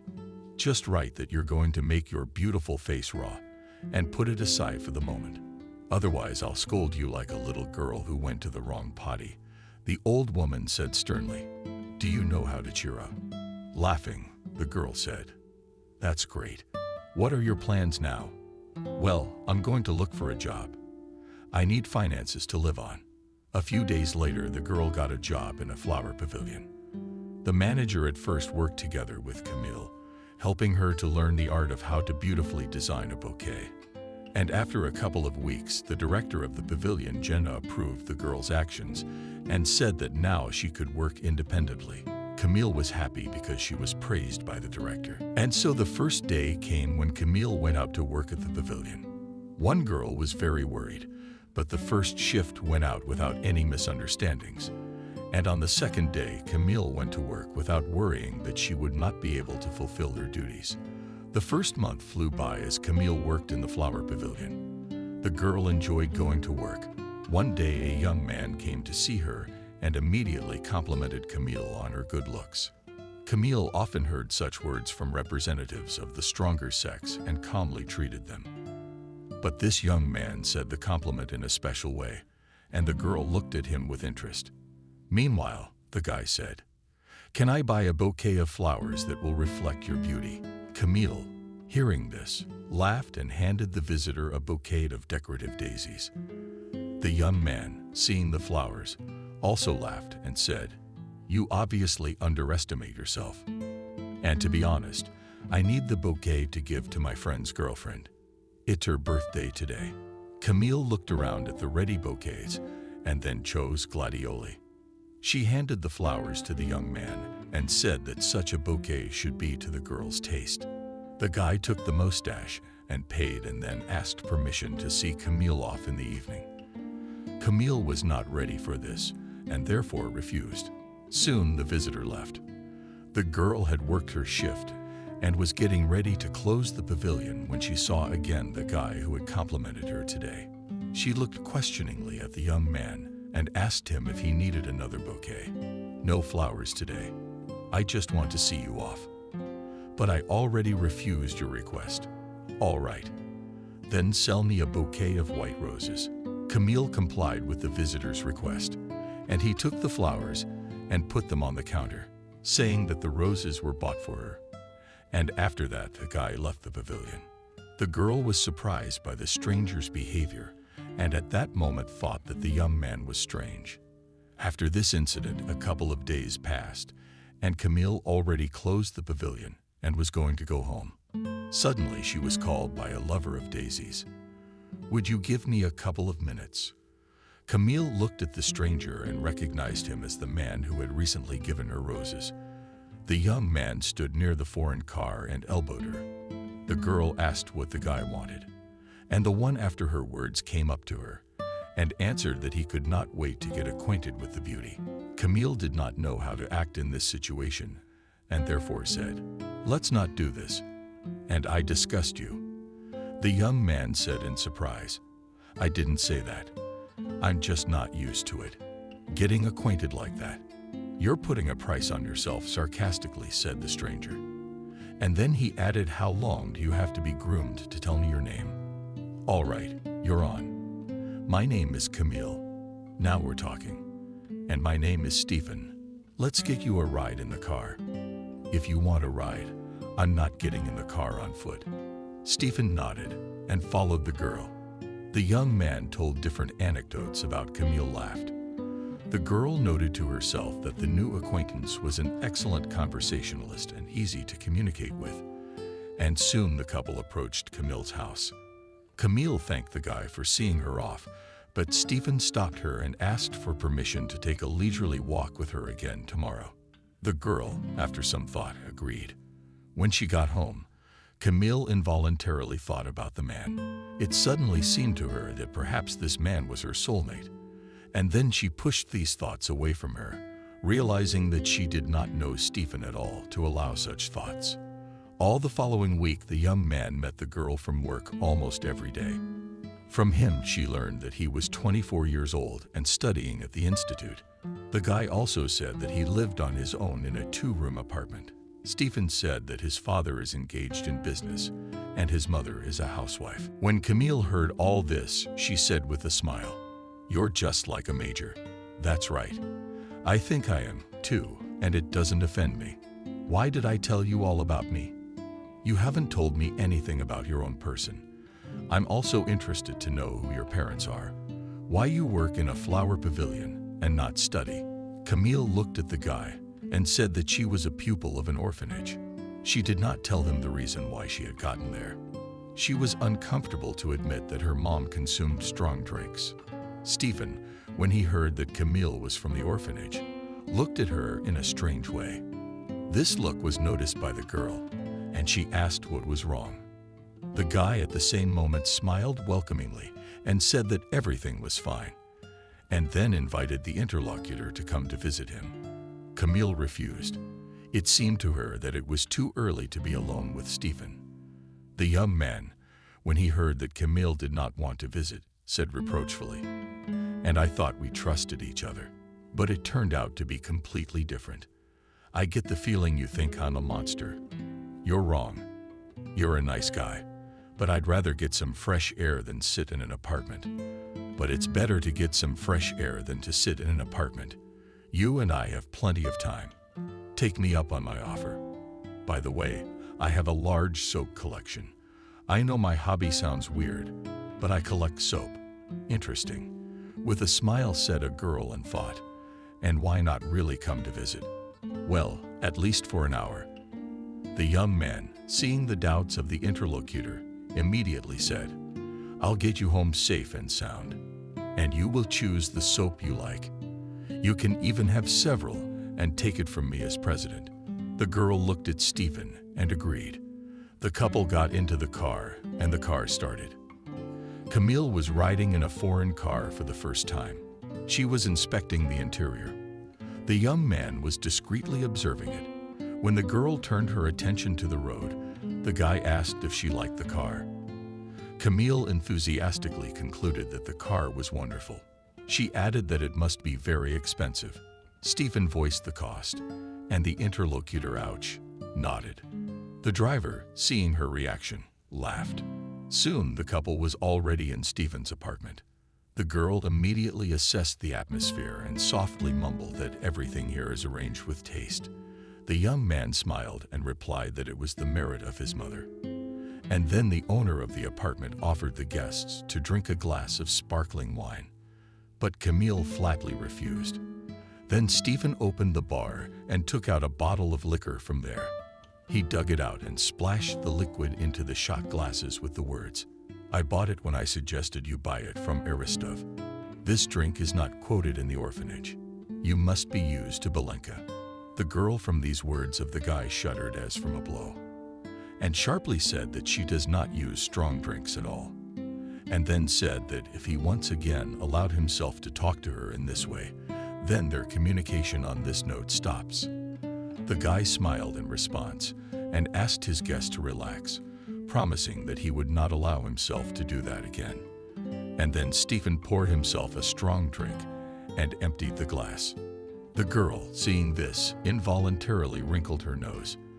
Then she asked to see the soap collection. The owner of the apartment cordially agreed to fulfill Camille's request and invited her into the bathroom, where the original shelf on the entire wall was pierced, on which were arranged pieces of soap. The girl began to look at the collection with curiosity. Meanwhile, the young man had left the bathroom and had another 100 grams of hard liquor before returning to his visit. Stephen watched as Camille stood on tiptoe and took out first one bar of soap, which she brought to her nose and inhaled the aroma, and then the next. The man felt at that moment a desire to possess this girl right now at this moment enveloped him, and he wrapped his arms around Camille and his hands and turns her to face him, and then starts to tear off the girl's blouse. Camille screamed out loudly for him to leave her alone. However, the guy picked up the guest in his arms and carried her to the couch. Camille was already well aware of what the owner of the apartment was going to do. And then she screamed, "Stop, please. I don't want it to happen like this. After all, I haven't been intimate with a man once before. Not to build for myself, not to cross the road from the orphanage. And they've been doing it there since they were 12. Just be a decent girl now, and we'll give each other pleasure." Camille tried to push the young man away, but the forces were unequal, and after a while Stephen lay on his back and breathed often. And the girl, tucking her legs under her belly, barely audible, was crying. The owner of the apartment, literally after a few minutes from breathing, said, "And you did not deceive me. It turned out, in fact, pious diva, but you pass. You liked it too, didn't you? But tell me the truth. I will now rest, and we can continue." After these words, the girl jumped to her feet and ran to the kitchen, where she grabbed a knife. As soon as Stephen began to approach her, she screamed exhaustedly that she would take her own life if he came near her. The landlord snorted and calmly replied, "I don't need to touch you. I've had mine. Now you can go to all four sides. By the way, you can choose a few bars of soap from the collection. That's your pleasure fee. If you want to meet me, you'll find my address here. Oh, and one more thing. Don't go to the police because my father has connections there. You're only hurting yourself by doing this." The girl looked at the guy with hatred and quickly got dressed, then ran out of the apartment. Camille knew that it was a long way for her to get home, and it would be better to take transportation. But she felt like people knew what had just happened and were looking at her with judgment. So Camille decided that she would get home on her own. Soon the girl was already in the apartment, where she immediately rushed into the bathroom. She wanted to wash herself off with the touch of Stephen's hands. Camille rubbed her body with exasperation, silent. Then Camille sank to the bottom of the tub and sobbed bitterly. The next day, Camille asked the director of the flower pavilion for a day off. The girl told the supervisor that she felt disgusting. The supervisor advised her to call a doctor and said she would work by herself for a few days, while Camille is not feeling well. The girl has been manifesting at home for several days. She did not answer her neighbor's calls, and also the cleaner of the orphanage. Camille just wanted to be at home for a while and hoped that she would succeed. However, Evelyn thought quite differently, who was concerned that the ward was not answering her calls, and the elderly woman initially went to the girl's workplace, and after finding out why Camille was absent from the pavilion, she had already gone to her home. The elderly woman rang the doorbell for a long time, and then, realizing she wouldn't get that one opened, said loudly, "I know you're home. If you don't open the door, I'll break it down. And you know very well that I will." Camille, knowing the temper of the cleaning lady, I realized that Evelyn would do as the girl said, opened the door and saw the worried face, the elderly woman. Camille smiled tiredly and invited the guest to pass. Evelyn looked at the wards and sternly asked what had happened. Camille did not want to tell the cleaning lady anything, and so she lied to her that she had quarreled with a young man. The guests looked at the girl with amazement and muttered, "That's the guy you're killing for. The one you just met. I don't understand you. Did you fall in love so quickly? Let's go to the kitchen and have a cup of tea, and you can tell me all about it." Camille realized that Evelyn would have to lie, so she quickly made up stories. She told the elderly woman that she had quarreled with the young man because he had forbidden her to work. The guest, hearing the explanation, only laughed and remained silent. "That's a silly reason for a quarrel. You should have told your boyfriend that you need something to live on. And if he's going to support you, let him do it. I'm not gonna tell him anything. I'm just gonna leave it at that. Maybe I could have a mother-son talk with him. No way. Better tell me how things are going at the orphanage." The landlady spoke, trying to distract Evelyn from the dangerous topic. Time moved slowly. Camille went to work and then went straight home. Stephen did not appear in her life. What was the girl glad of? She wanted to cut this man out of her life completely and never think of him. So Camille got up in the morning as usual. She had to go to work. As Camille felt sick, she rushed to the restroom, where she immediately threw up. The girl was puzzled as to what had happened to her, but immediately she tried to put all thoughts about her health aside as she had to get ready for work. Camille hoped that the nausea would go away during the day, but it did not. The young woman came home irritated after a day of work. She was depressed about her own physical condition and did not even eat dinner that day. She went to bed early. The next day, the same thing happened again. The girl felt nauseous all the time. After work, she went to the store to buy milk, which she loved very much and allowed herself to buy on rare occasions. Camille went to the counter and wanted to take a bottle.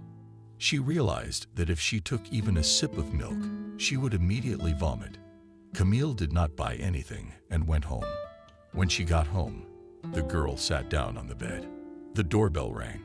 Camille opened it and saw a neighbor who was holding fried pies on a plate. The woman unceremoniously entered the apartment and spoke. "I want to treat you to some baked goods. I happened to buy fuel milk today." "Oh, don't even remind me of milk.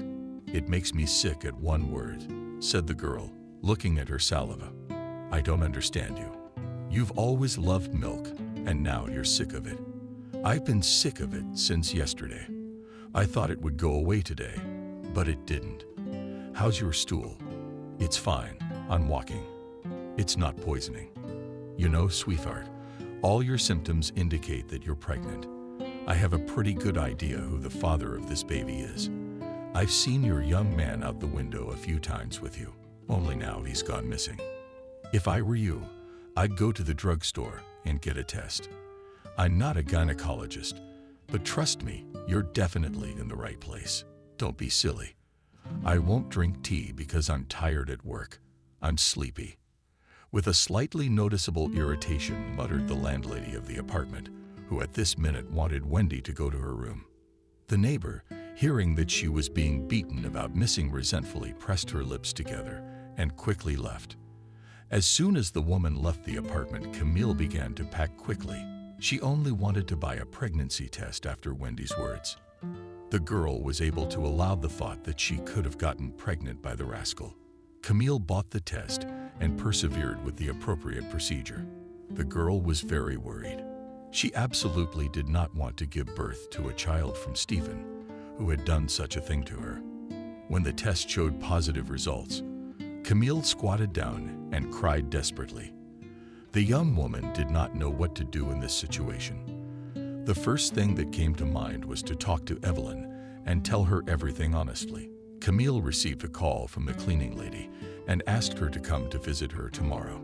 The elderly woman readily agreed and asked what to take for tea. Camille replied that there was no need to bring any guests since she had Krieger.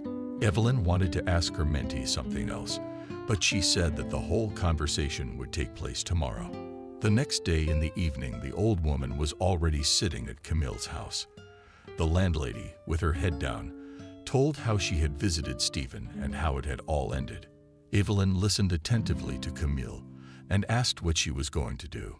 Camille tearfully said she wanted to terminate the pregnancy. When the guest heard this, she said softly, "And you are sure of your decision?" Very often it happens that after such procedures, women can no longer have children. But we have modern medicine, and I have nothing to fear. Just understand, if I give birth to this child, this baby will remind me all the time what he did. I am afraid that I hate this child. I'm also afraid that the child will inherit the father's genes and be just as much of a rascal in life. Wait, this is where it all comes together. Is that too much to be afraid of? Let me get this straight. What about medicine? You know, there's a saying that goes, there's a silver lining. That's the case with you. Let's move on. That the child will resemble his father, but it won't. As soon as you put the baby to the breast to feed, you'll realize that this baby is yours alone. Now, about genes. What do genes have to do with it? You're gonna raise the baby. What you put into it is what you'll reap. I'm not in any way trying to talk you into keeping the baby. I'm just trying to make you realize that you have to make these decisions consciously, not in haste, when emotions are running high.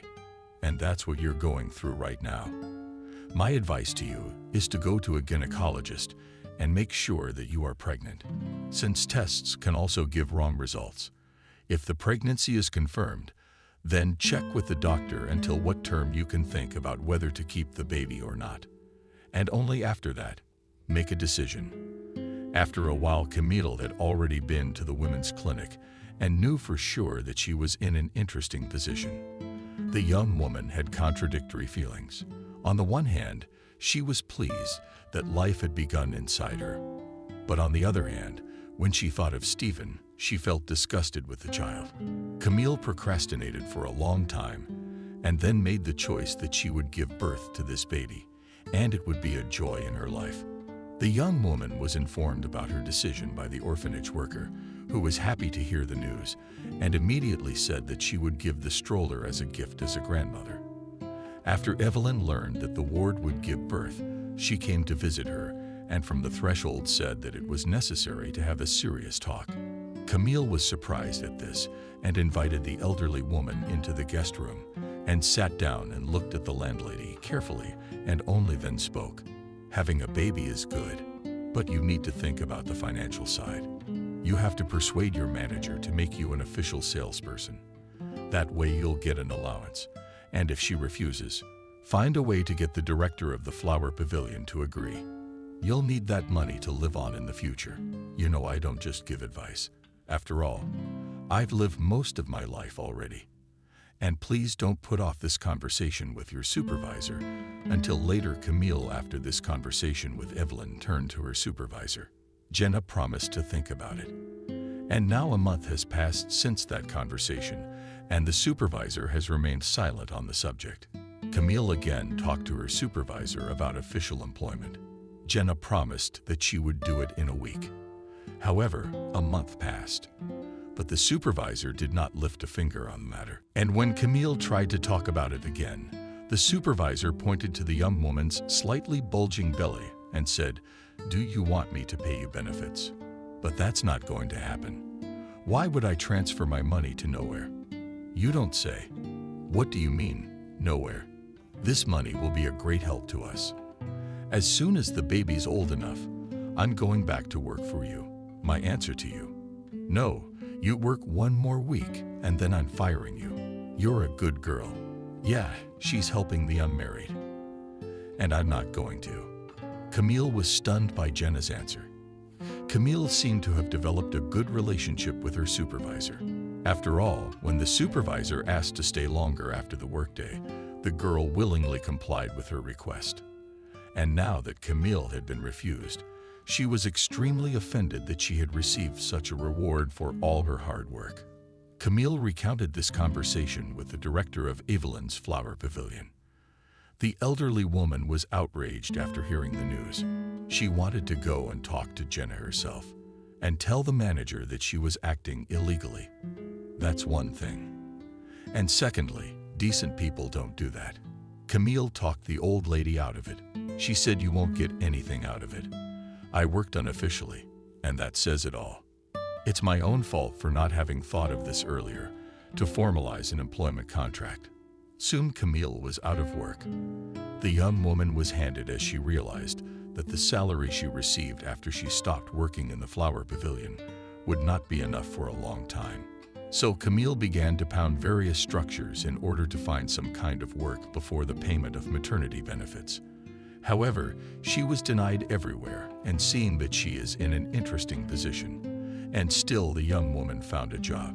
True, it paid a pittance. The girl had to hand out advertising booklets on the street. Camille realized that she earns a pittance here, but at the moment she was happy about it. Time flew by, and now the young woman gave birth to a baby girl, whom she named Vanessa. Camille fondly felt the little bundle and mentally thanked the cleaning lady, who had made her realize that the decision should be made without any violent thoughts. Camille realized that it was only thanks to that conversation with the technician that she had kept the baby under her heart. And now that baby was born from the maternity ward. Camille was greeted by Evelyn. The elderly woman accepted the small package from the nurse's hands and suddenly cried. Camille was puzzled why the cleaning lady was crying now and asked her about it. "You should be happy. Are you crying? Why?" "I'm glad you made the right decision at the right time. And now I answer to my granddaughter." Time has slowly moved on. Camille enjoyed learning the role of a mother. She was busy practicing with her daughter. All the motherly duties she lovingly performed. And even when Vanessa switched from day to night, it didn't work for the young woman to have to adjust to a child. It had been a month since Camille had become a mom. And at this point, Camille clearly realized that the allowance was completely inadequate for living. Her daughter needed to buy formula, which cost a lot of money, and she also had to buy shipping, oils, baby soap, and other baby products for the baby. The young woman was at a loss, and it was the first time she had not paid her utility bill. Another 2 months passed. Camille lost weight during this time, as she denied herself food, only to be fed. Camille's daughter helped Evelyn, but only in small amounts. The elderly woman saw perfectly well how difficult it was for her ward, and one day a conversation took place between the cleaning lady and Camille. Camille said to the technician in despair, "I don't know what to do. I was already thinking of putting my daughter in an orphanage for a while and visiting her there. And as soon as she's a little older, I'll take her out of there and get a job in the meantime. That's the stupidest decision I've ever heard. If you do that, you'll lose Vanessa forever. You'd have to give up your parental rights if you did that. Do you even think about what you're saying? I don't know how to make ends meet." With tears in her eyes, said the girl, and immediately added, "Other children at this age have cribs. My daughter still sleeps in the stroller you gave us. The crib is not the most important thing. I'll try to give you a little more money. I don't feel comfortable accepting finances from you anymore. I don't know when I'll be able to pay you back. I'd like to get a job, and then everything will change." After this conversation, about 2 weeks passed, and Evelyn came to visit Camille. The old woman went into the kitchen and put a box with a long cake on the table. The landlady looked at her guest with bewilderment and asked what kind of celebration. The cleaning lady smiled and said, "Celebrating my dismissal from work. I've become too old to carry big buckets of water, and now I've decided to retire. And the salary at the orphanage is tiny. I'll be with Vanessa from now on. And you're trying to get a job, but you still need to help your son. I haven't forgotten about that. They'll cut back on their rations. There's no other option. Although there is one other option, which is to go to the father, establish paternity with DNA, and then demand child support from him.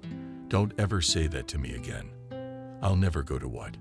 This is my child and mine alone. Consider me. Vanessa started from the wind in the field with a challenge, exclaimed Camille.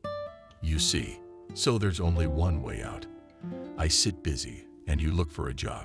Did I like the way you stood up to Stephen just now? Evelyn said with a smile. A few days later, Camille got a job as a salesman in a small market not far from home. The young woman was attracted by the fact that the market had a convenient schedule. It was necessary to come to 7 o'clock, and the Labor Day ended at 14:00. The only thing that marred the girl was not particularly high wages, about which she told Evelyn. The old woman said in response that she found something to be upset about. Your salary is higher than the one I received when I worked in the orphanage. Soon Camille went to work. She was a little uneasy, as she had never worked with weighty goods. However, her employer explained everything in detail and spent the day with her, helping the girl to cope with selling vegetables. And so already Camille worked for 3 days at the market. Here the girl met her neighbor Molly, who was selling fruit. The women talked to each other, and Molly in one of the conversations unexpectedly dropped that Camille had hired an employer for nothing. The woman looked at her interlocutor with surprise and asked her why she had said that. Molly embarrassed Cashin, and then, waving her hand, spoke out. And what will I hide it from you? All the same, after all, the truth will tell you others. The thing is that your boss Nancy very often changed salespeople. Regular customers will tell you that soon enough. I've had a couple of people tell me that there's a new salesperson again, but I didn't pay much attention to it. And why Nancy and the salesman do not linger. The answer is simple, constant shortages.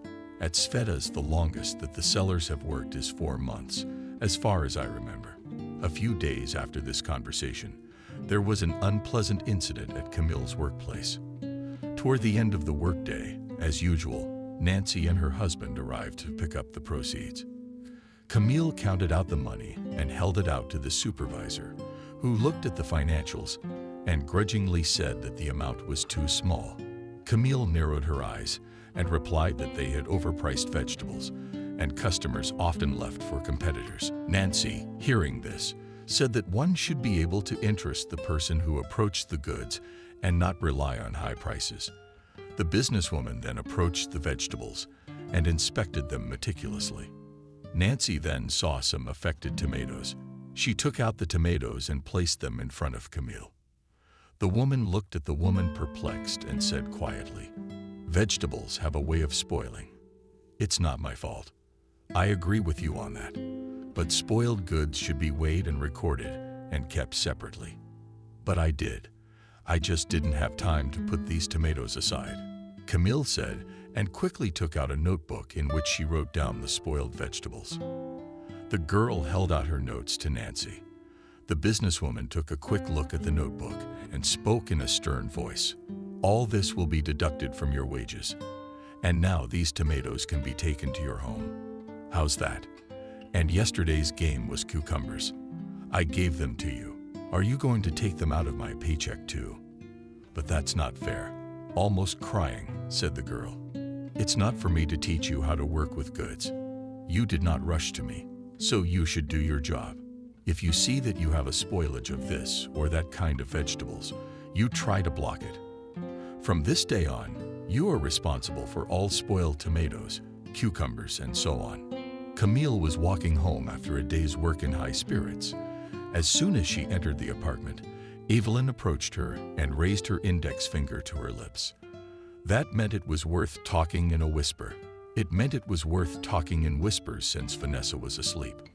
The old woman, seeing Camille in a bad mood, immediately realized that the girl was in trouble. She asked Camille to go to the kitchen and asked her what was wrong. The girl took out the tomatoes and put them on the table. And only then she told what had happened. And at the end of her narrative, she added, "I don't know how to weigh people. I am ashamed to do it. I will not hide that I add a few grams somewhere. I was advised to do so by a neighbor who sells nearby. But how can I answer the customers if I have a kilogram of tomatoes, for example, will rot? Do not be upset. From work a month and see what salary you get. If it will be pennies, then there's nothing to stay there. A month went by and an audit was done. Nancy informed Camille that there was a shortage and told her the amount. The girl was already ready for it, so without too many questions, the businesswoman offered to deduct the shortage. Then she informed Nancy that she was no longer working for her. The next day, Camille again went to look for work at the market where she worked. The girl did not want to go, and that was one reason not to go out with Nancy. Camille decided that it was possible to find a position as a vendor at the bazaar, which was a few stops away from her home. The girl remembered Evelyn's advice, and so she wanted to get a job selling piece goods. Camille was lucky right away. She saw several advertisements at the entrance to the market for sellers. Camille approached one employer, and he said he would be happy to hire her.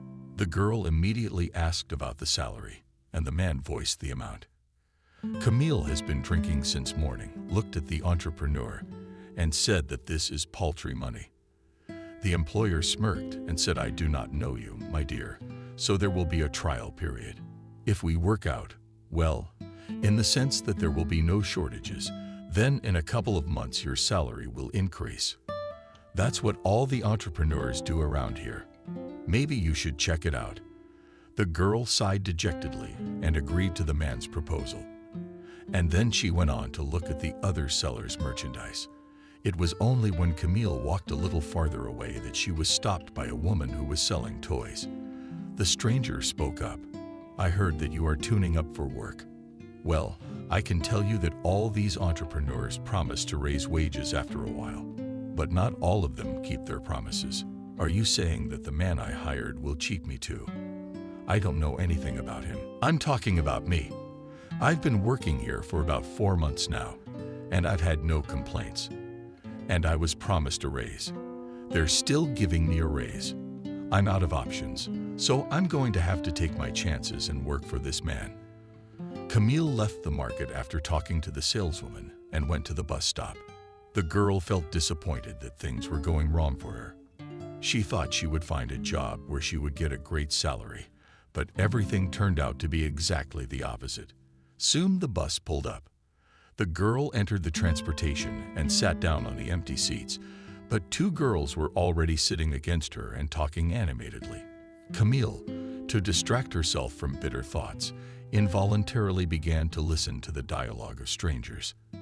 Initially, Camille realized that they were 2 former classmates who had met after a while and were discussing their peers who were in the same class. Soon Camille got tired of listening to the girls and wanted to turn her attention to the view from the window. So she heard what the brunette said, addressing her interlocutor. "Do you remember Miranda from our class, who always wore her older sister's clothes? We used to make fun of her for it all the time. You wouldn't believe it. I saw her the other day at the coffee shop where I was sitting with my son. I was stunned at how Katya looked originally. I didn't even believe it was her. I called out her name. Miranda smiled at me and moved to the table next to me.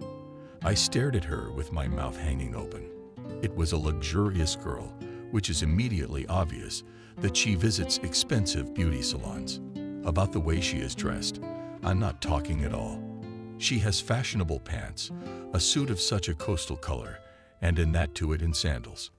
Practically on all fingers descendants and a gold ring.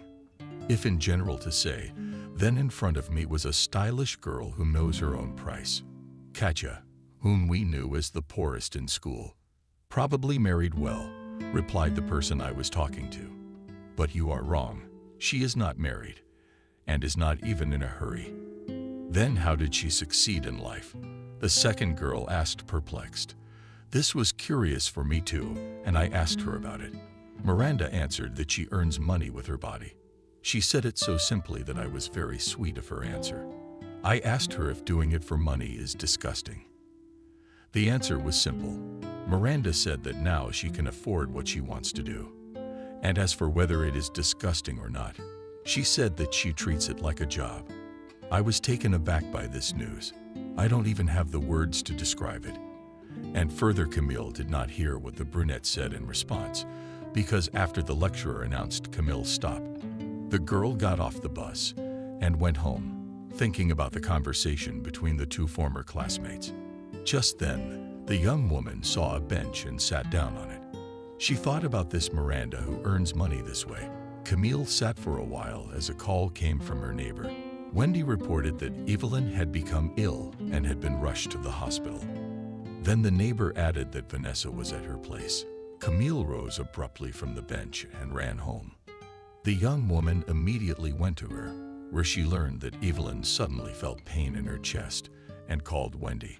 She in turn called an ambulance, and the older woman was hospitalized. Camille was frightened. She was worried about the pensioner's condition. Camille called the hospital to find out how Evelyn was doing. But I answered that the woman was now in intensive care and all answers would not be available until the next day. Camille slumped down in her chair after the call. She already realized that tomorrow she would not go to any work because Vanessa had no one to leave her with. And also the girl realized that the pensioner would need medicine, which means that she would need finances. All these thoughts made the young woman cry. She was well aware that there was nowhere to go for help at the moment. The next day, Camille put her daughter in the stroller and went to the hospital. Camille mentally asked the Almighty to make Evelyn feel better. The girl was very afraid of losing her dear person. And here it was not that the old woman helped financially, but in another way, that the pensioner supported Camille morally and did not let her be discouraged. Soon Camille was already sitting in the hospital room opposite Evelyn, who had already been brought back from intensive care. The girl stroked the elderly woman's hand and asked her to hold on. The pensioner smiled at the ward and replied, "To me, don't worry, I made it through. But how will you be now?" "Alone, we are slowly leaving. I have an idea. Let's call your son to come here. It would be nice for you to see him. You're going about it the wrong way, sweetheart. I'm not going to die, so let your son come here when he gets a chance. And if you're implying that you're asking him for financial help, forget it. My son is having a hard time too. He's paying a mortgage, and he has 3 kids to feed, clothe, and shoe. All right, calm down. I didn't mean to ask him for help. I just thought it would do you good to see your son and get you back on your feet. The turkey thought I was screwed too," he said sternly. And the woman. And then she said more softly, "All right. I knew you meant what you said out of the goodness of your heart. You'd better tell me that your job is going great. They said you'd be out in a week. So you have exactly 1 week to rest and get back into action," said Camille Savrasov. Having worked soon, Camille returned home with her daughter after the hospital. The young woman played with Utah for a while and then fed her and put her to bed. Afterward, she sat down on the couch and thought about her deception about Evelyn's job. Camille suddenly realized that she had not just told a lie to the older woman. It had been done intentionally. Camille had made the decision even then that she would go to the track to earn money. The realization that she would be selling her body no longer frightened the girl. Camille realized that she simply had no way out.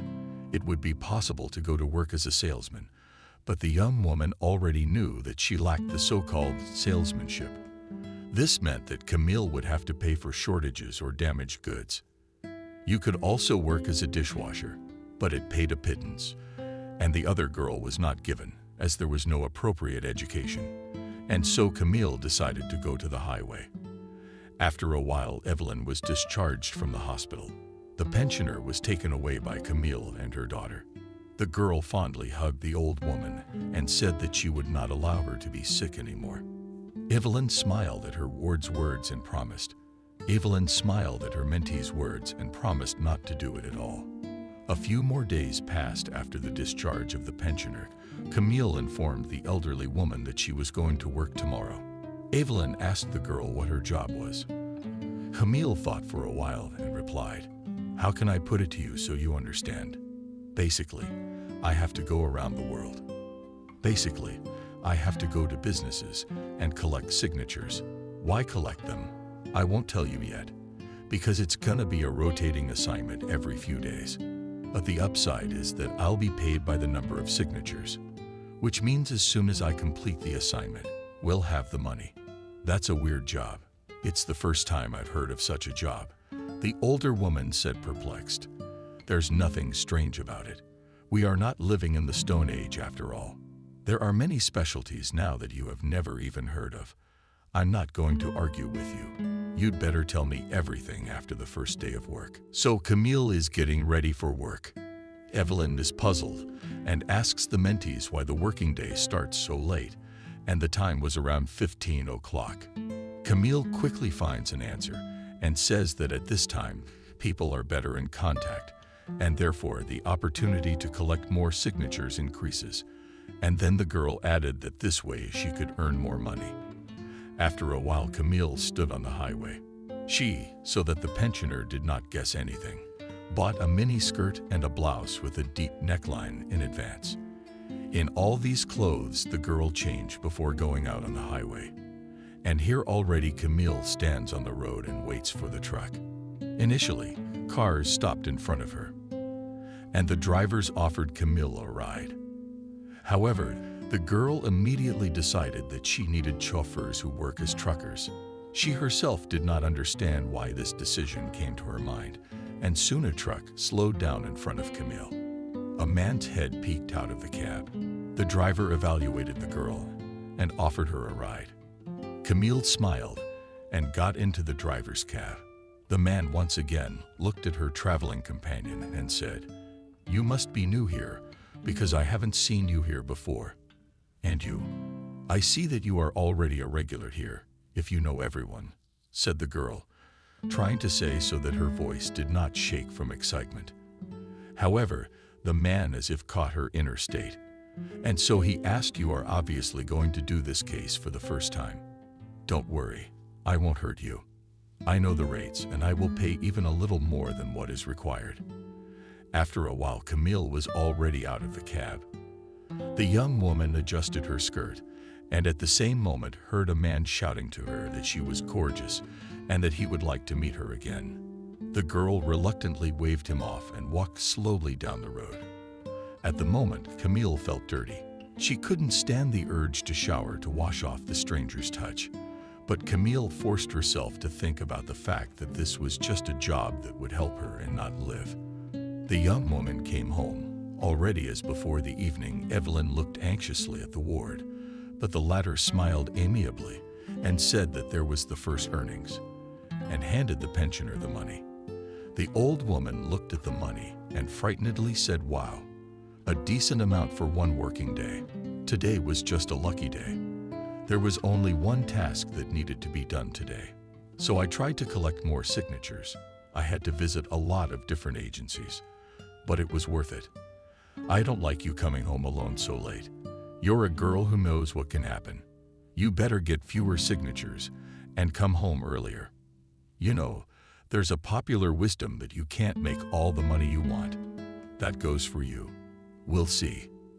And now we should be happy that we have finances, and we will be able to buy, not a crib, so that the child sleeps not in a stroller.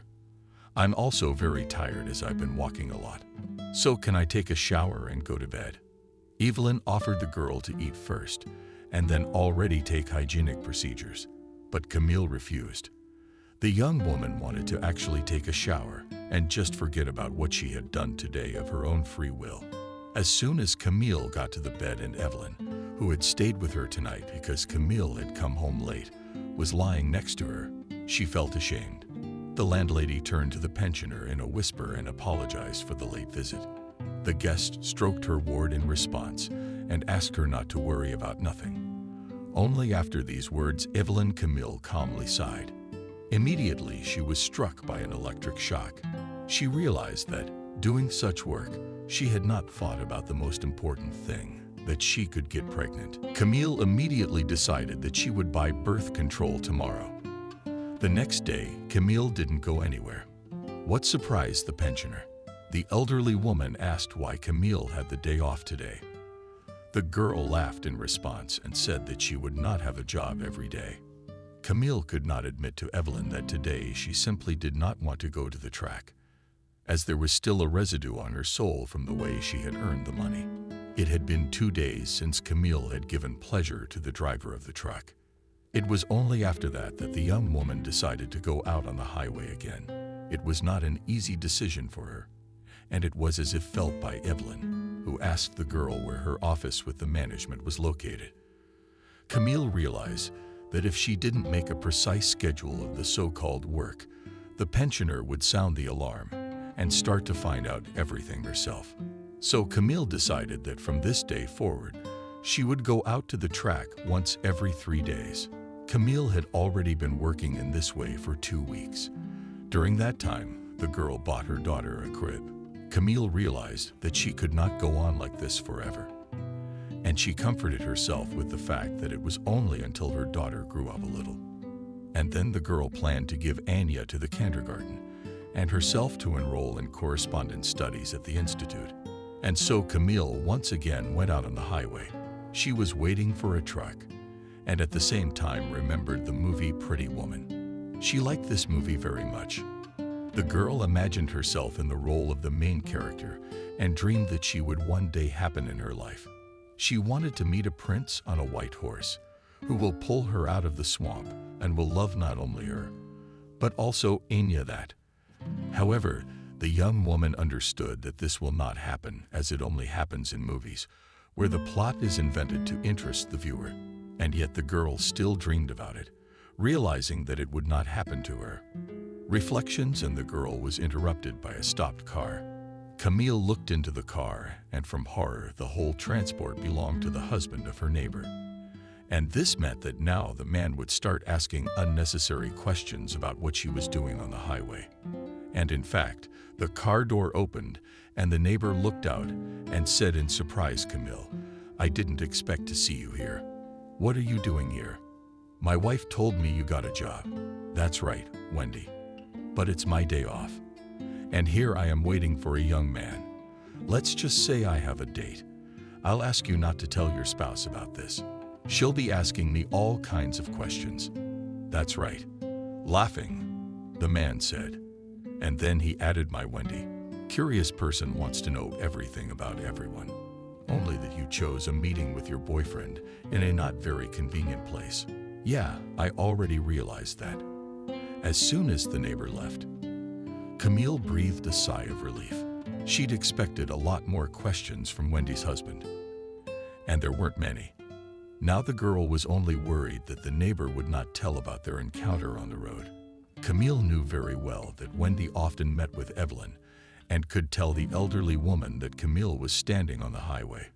And if the old woman found out about it, she wouldn't let up until she knew the whole truth. Camille, on the other hand, absolutely did not want Evelyn to know the way she made her money. A few days passed. Camille was once again standing on the highway, waiting for a truck. And then a beautiful black Jeep stopped in front of her. 2 big guys jumped out of the cabin, who picked up the girl under the elbows and quickly pushed her into the car. The young woman did not even have time to shout, as she was already in the Jeep. And here an obese man turned to her from the front seat, who looked at her carefully and then asked her how long she had been doing this. Camille was startled and said she did not know what he was talking about. Her phrase made the stranger angry, and he spoke harshly. "You don't make a pie girl of yourself here. This is my territory. And I have already been informed that there is a young lady who works without taxes. And as it turns out, this young lady is you. So let's be honest. Otherwise, my boys are gonna have a different conversation with you." Camille, looking at the stranger, clearly realized that it was not worth lying to this man, because he would keep his word. The girl admitted that she had been out on the track for a little less than a month, and immediately added that she didn't do it every day. Hearing the young woman's retort, the man nodded contentedly. Then he said softly, "My name is Sam. Now I see that you're telling the truth, and you're a good girl, because you figured it out the first time. Now listen to what I have to say. You work on my territory, which means I have to pay tax to the treasury, like any decent citizen. But the treasury for you will not be the state, but my pocket. And in general, on the 1st of every month, you will bring me a sum of money to my address. If you don't, you realize you'll be dealing with my boys sitting next to you. Now tell me what you got." "I've got you scared," the girl muttered fearfully. "That's great. It's a pleasure doing business with you," said the man and handed Camille a piece of paper on which was written an address and a sum of money. Camille looked at the entry and the window, and then said, But this is a large sum. It's almost half of what I'll earn in a month, and who has an easy life these days? You see, I'm not an unemployment fund. I want to eat good food too. And if you don't like this amount, go work at the factory as a laborer. I didn't force you to go to the highway, so you decide what's good for you. Anyway, this is a short conversation. Either you pay or you're out of here. And I'm waiting for your decision right now." "Okay, I'll do it." After that, the young woman was allowed out of the car. And as soon as Camille left the car, the Jeep drove off. Camille looked after the car and tears rolled down her cheeks. She realized that from now on, she would have to pay back almost half of the money she had earned. After this conversation, the young woman decided that today she would not work. After a while, the girl was already at home. She entered the apartment and saw the surprised face of the pensioner, who asked why she did not come so early. Camille glumly replied that the day had not gone well and there were no errands to run. Evelyn looked at the girl carefully and said sternly, "Don't tell me fairy tales here. Tell me what really happened. I've known you for years, and I can see that you're worried." Camille was about to tell me the truth about where and how she made her money. But then she looked at Evelyn. She felt ashamed to tell the old woman. The girl collected the pensioner again and wrote tall tales that she had not been paid for her assignment today. Evelyn, inquisitive, looked at the interlocutor and helped. "I hope you are not deceiving me. And about the fact that they paid, I understand that it's frustrating. But you can't be too upset about it. Every job has a slip-up. You had one. All right, calm down. Come on, I'll feed you and tell you how we fought the duck today." After Evelyn's words, the girl sighed with relief that the conversation on a dangerous topic was over. And then together with the pensioner went to the kitchen, where she listened to the elderly woman, who enthusiastically told how she spent the day sonnets. The next day, Camille felt ill. She had a fever and a sore throat. Camille realized she had a cold. The young woman wrote about herself as she realized that it was impossible to be sicker now. After all, it was urgent to earn money to pay tribute to the track. Soon, Evelyn arrived at Camille's house and immediately announced that the labor activity would cease for the time being. Camille, as soon as she heard this with a sad smile, said that these were the words she had expected from Evelyn. In response, she said, "Don't think I'm such a predictable madam. I'll call a doctor and persuade the doctor to put you in the hospital. You don't have to do that. You're a doctor, so treat me with us agreed, but only sick. You will follow all my instructions." With a smile, said Evelyn, specifically addressing Daddy's ward. Camille recovered. 7 days later, she wanted to go to work again, but she was prevented from doing so by a pensioner. The elderly woman said that Camille had not yet recovered from her illness and needed to stay at home for a couple more days. There was nothing left for the girl to do, only to agree with Evelyn's decision. 2 days later, Camille was already standing on the highway. She was thinking about how to raise the necessary amount for Wendy. The young woman realized that she was not ready to go to work every day, but she also realized that it was necessary to give the money. And then one solution came to her mind, that one day it was necessary to double the number of clients, and only she thought about it as a truck stopped in front of her. The girl climbed into the cab and closed the door and then turned to the driver. Immediately, with fear, she faintly shuddered. In front of her sat the man who had robbed her of her innocence. The young woman only wanted to get out of the car. As the young man menacingly ordered her not to move from her seat, and in doing so grabbed her arm, Camille expelled and asked Stephen to let her go. The guy grinned and said that she had willingly got into the vehicle, and then added that you were a pious lady offering your services on the highway. and at that time you did not make a road out of yourself. Well, let's see what you have managed to learn during this time. I can't wait to reminisce with an old acquaintance who picked up during this time of experience. They're gonna let me out of the car. And don't even think that I'm going to have fun with you, and you shouldn't shame me, since it's only to your credit that I'm out here on the highway making a living. You're the one who took my virginity against my will, and I got pregnant afterward. I have a young daughter who needs food, diapers, skates, etc., and my allowance isn't very high. And you knew I was an orphanage kid with no one to stand up for me. So you used your power that day. I hate you. Are you telling me you had my baby? That's an unexpected twist. Don't tell me you want to get child support from me now. You make money on the highway. Somebody got you pregnant, Stephen said defiantly. Even though you're the biological father of the child, I can assure you that we don't need your money. You can choke on your finances, and the fact that you have a daughter you can forget forever. And let's stop this stupid conversation. There's only one thing I don't understand right now. I mean, you're such a big shot, and you work as a trucker. That doesn't make sense. Okay, I don't want to waste my time with you. Let me get out of the car. I can't take care of myself.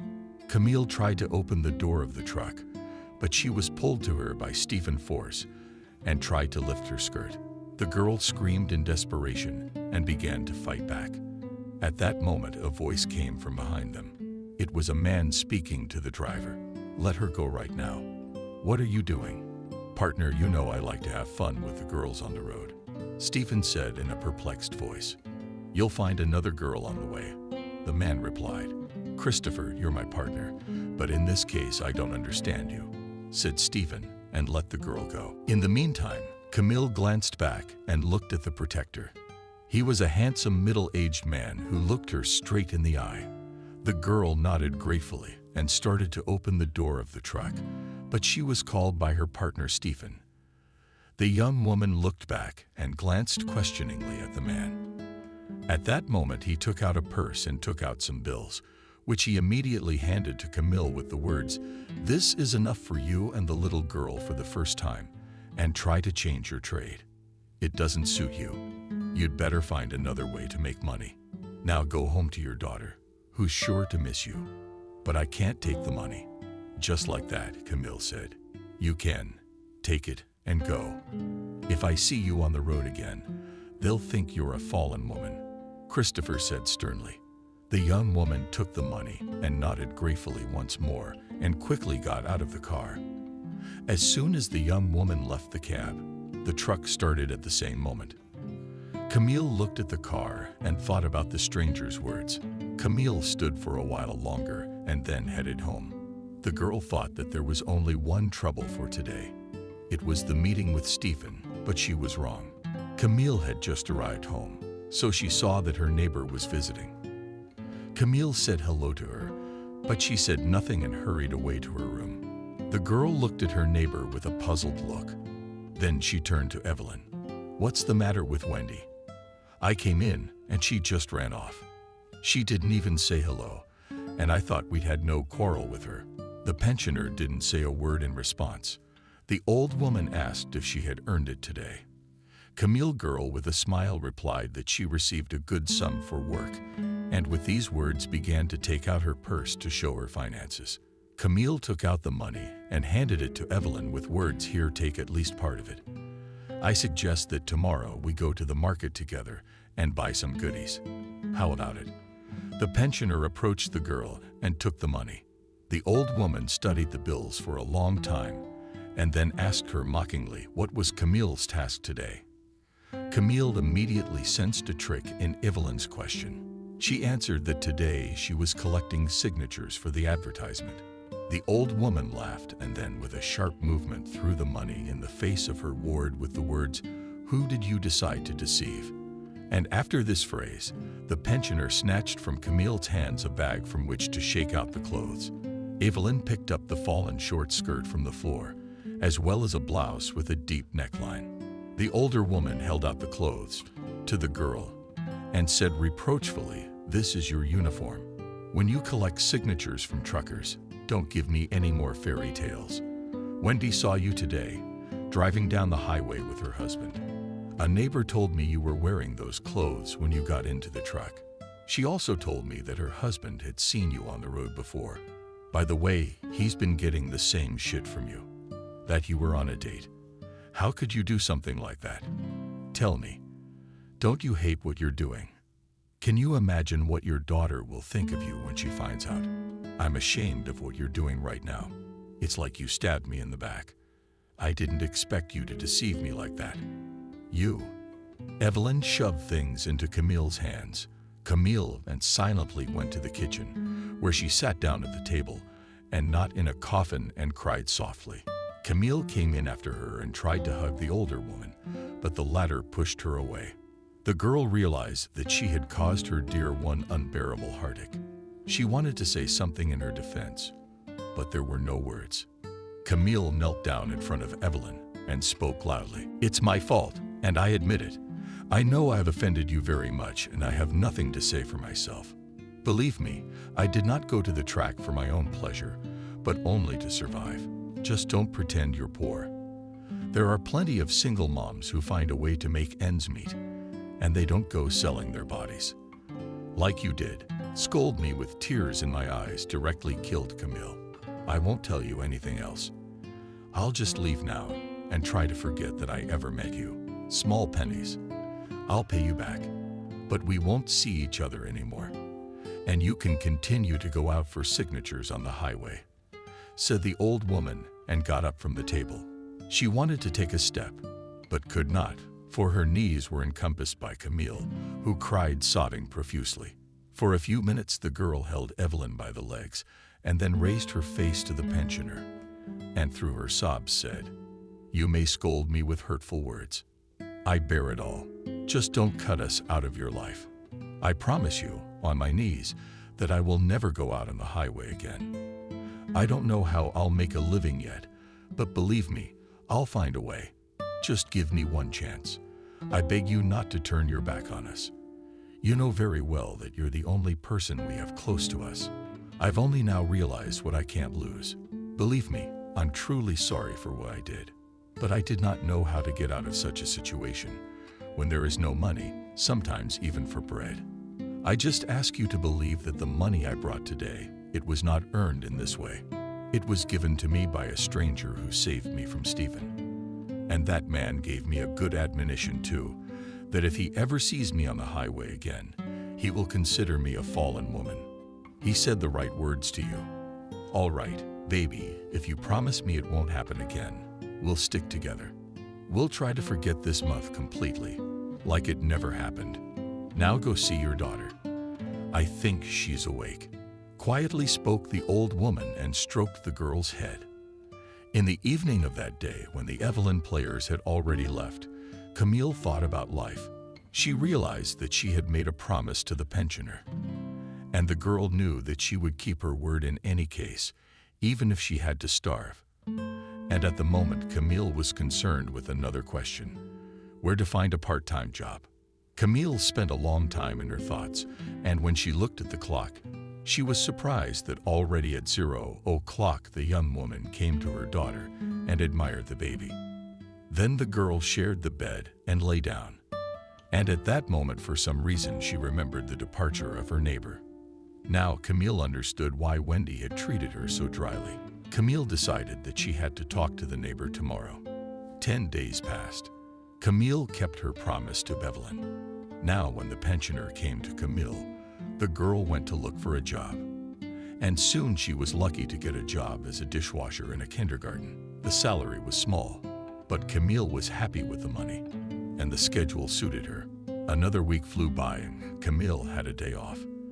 The young woman decided to take her child for a walk at lunchtime. She had already started to get things to dress. The doorbell rang. Camille was surprised by it, as she was not expecting anyone, and especially Evelyn knew that she had a day off today and did not come these days. The girl then thought that was right. A neighbor came over to chat and hurriedly opened the door. However, it was not Wendy who turned out to be the evening, but a stranger who held a gorgeous bouquet of pink roses and a large fluffy bear. Camille looked at the man with surprise and immediately recognized him as the man who had given her money for nothing. The landlady was embarrassed to see Stephen's partner and spoke crumpled. "Hello, you must be here for the debt. How did you find me? You have a way of keeping guests on the doorstep. I'm glad you remembered me, though. That means you left a good impression of me. I'm not used to letting strangers into my home." "Oh my goodness," the man exclaimed, and then went on. "We're the ones who don't know each other. Perhaps you don't remember my name, but I remember yours perfectly well because I heard your whole conversation with Stephen. Only after I heard what that man did to you that I did not let him do it again. My name is Christopher, by the way. I remember Stephen calling you Christopher. All right, come on in, but I'm warning you right away, I don't have the money to pay you back at the moment. And one more thing, I don't do that trade anymore. If you'd like to collect your debt in this equivalent, I gave the money freely and from the bottom of my heart. I really wanted you to stop doing this business," said the man and handed the girl flowers and a toy, and then crossed the threshold. "But I don't understand why you came to me," the young woman asked in surprise. "That's an interesting question, but I will answer you now. Initially agree that you will not call me you. Otherwise I feel like an old man. I'm only 31 years old. Now to answer your question. When I saw you in the car, I was struck by your looks. Then I thought you'd disappear and all my thoughts of you would be gone. But as time went on, I kept thinking about you. Then I realized that Cupid's arrow had accidentally pierced my heart, and thus I stand beside you." After these words, the crying of a child was heard from the room. The young woman rushed into the room. She put the flowers and the toy on the bed and picked up her daughter in her arms.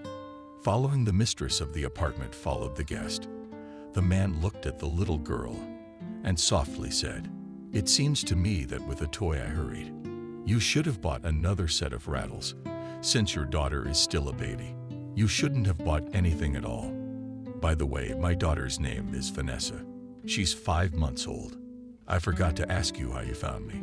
Stephen gave me a beautiful name. He gave me the street, the house, the entrance. I had to find the apartment on my own." "Very interesting. Can you tell me why Stephen is a trucker? I mean, his father's not a poor man." "I'd be happy to share. He told me why it happened. But first I'd like you to offer me a seat. That's what hospitable hostesses usually do," the man said with a smile. The young woman hummed with embarrassment and offered the guest a chair while she sat down on the bed with the baby. The girl turned to Christopher and looked questioningly at the man. The guest realized that he was expected to answer, and so began his story from the narration of the new acquaintance. The landlady learned that Stephen's father's business had failed and had to take a large loan from the bank to restore his own business. However, the finances did not help. Eventually, the business went bust, and there was a debt to the bank.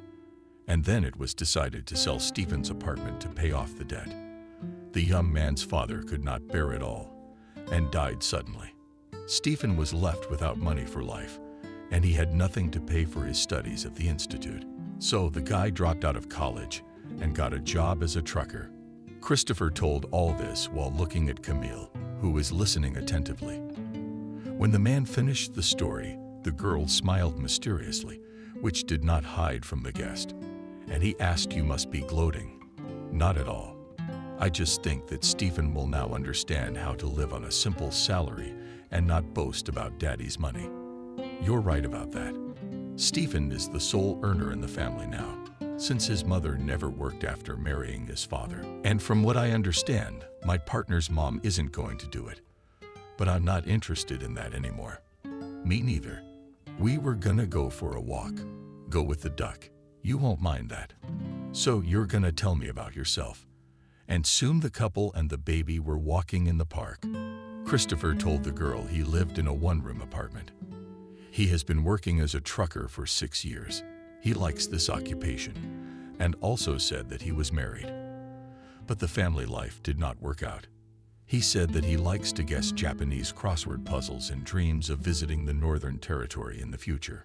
Hearing the man's last wish, Camille laughed and said, "Everyone wants to go to the south, but you want to go to the north.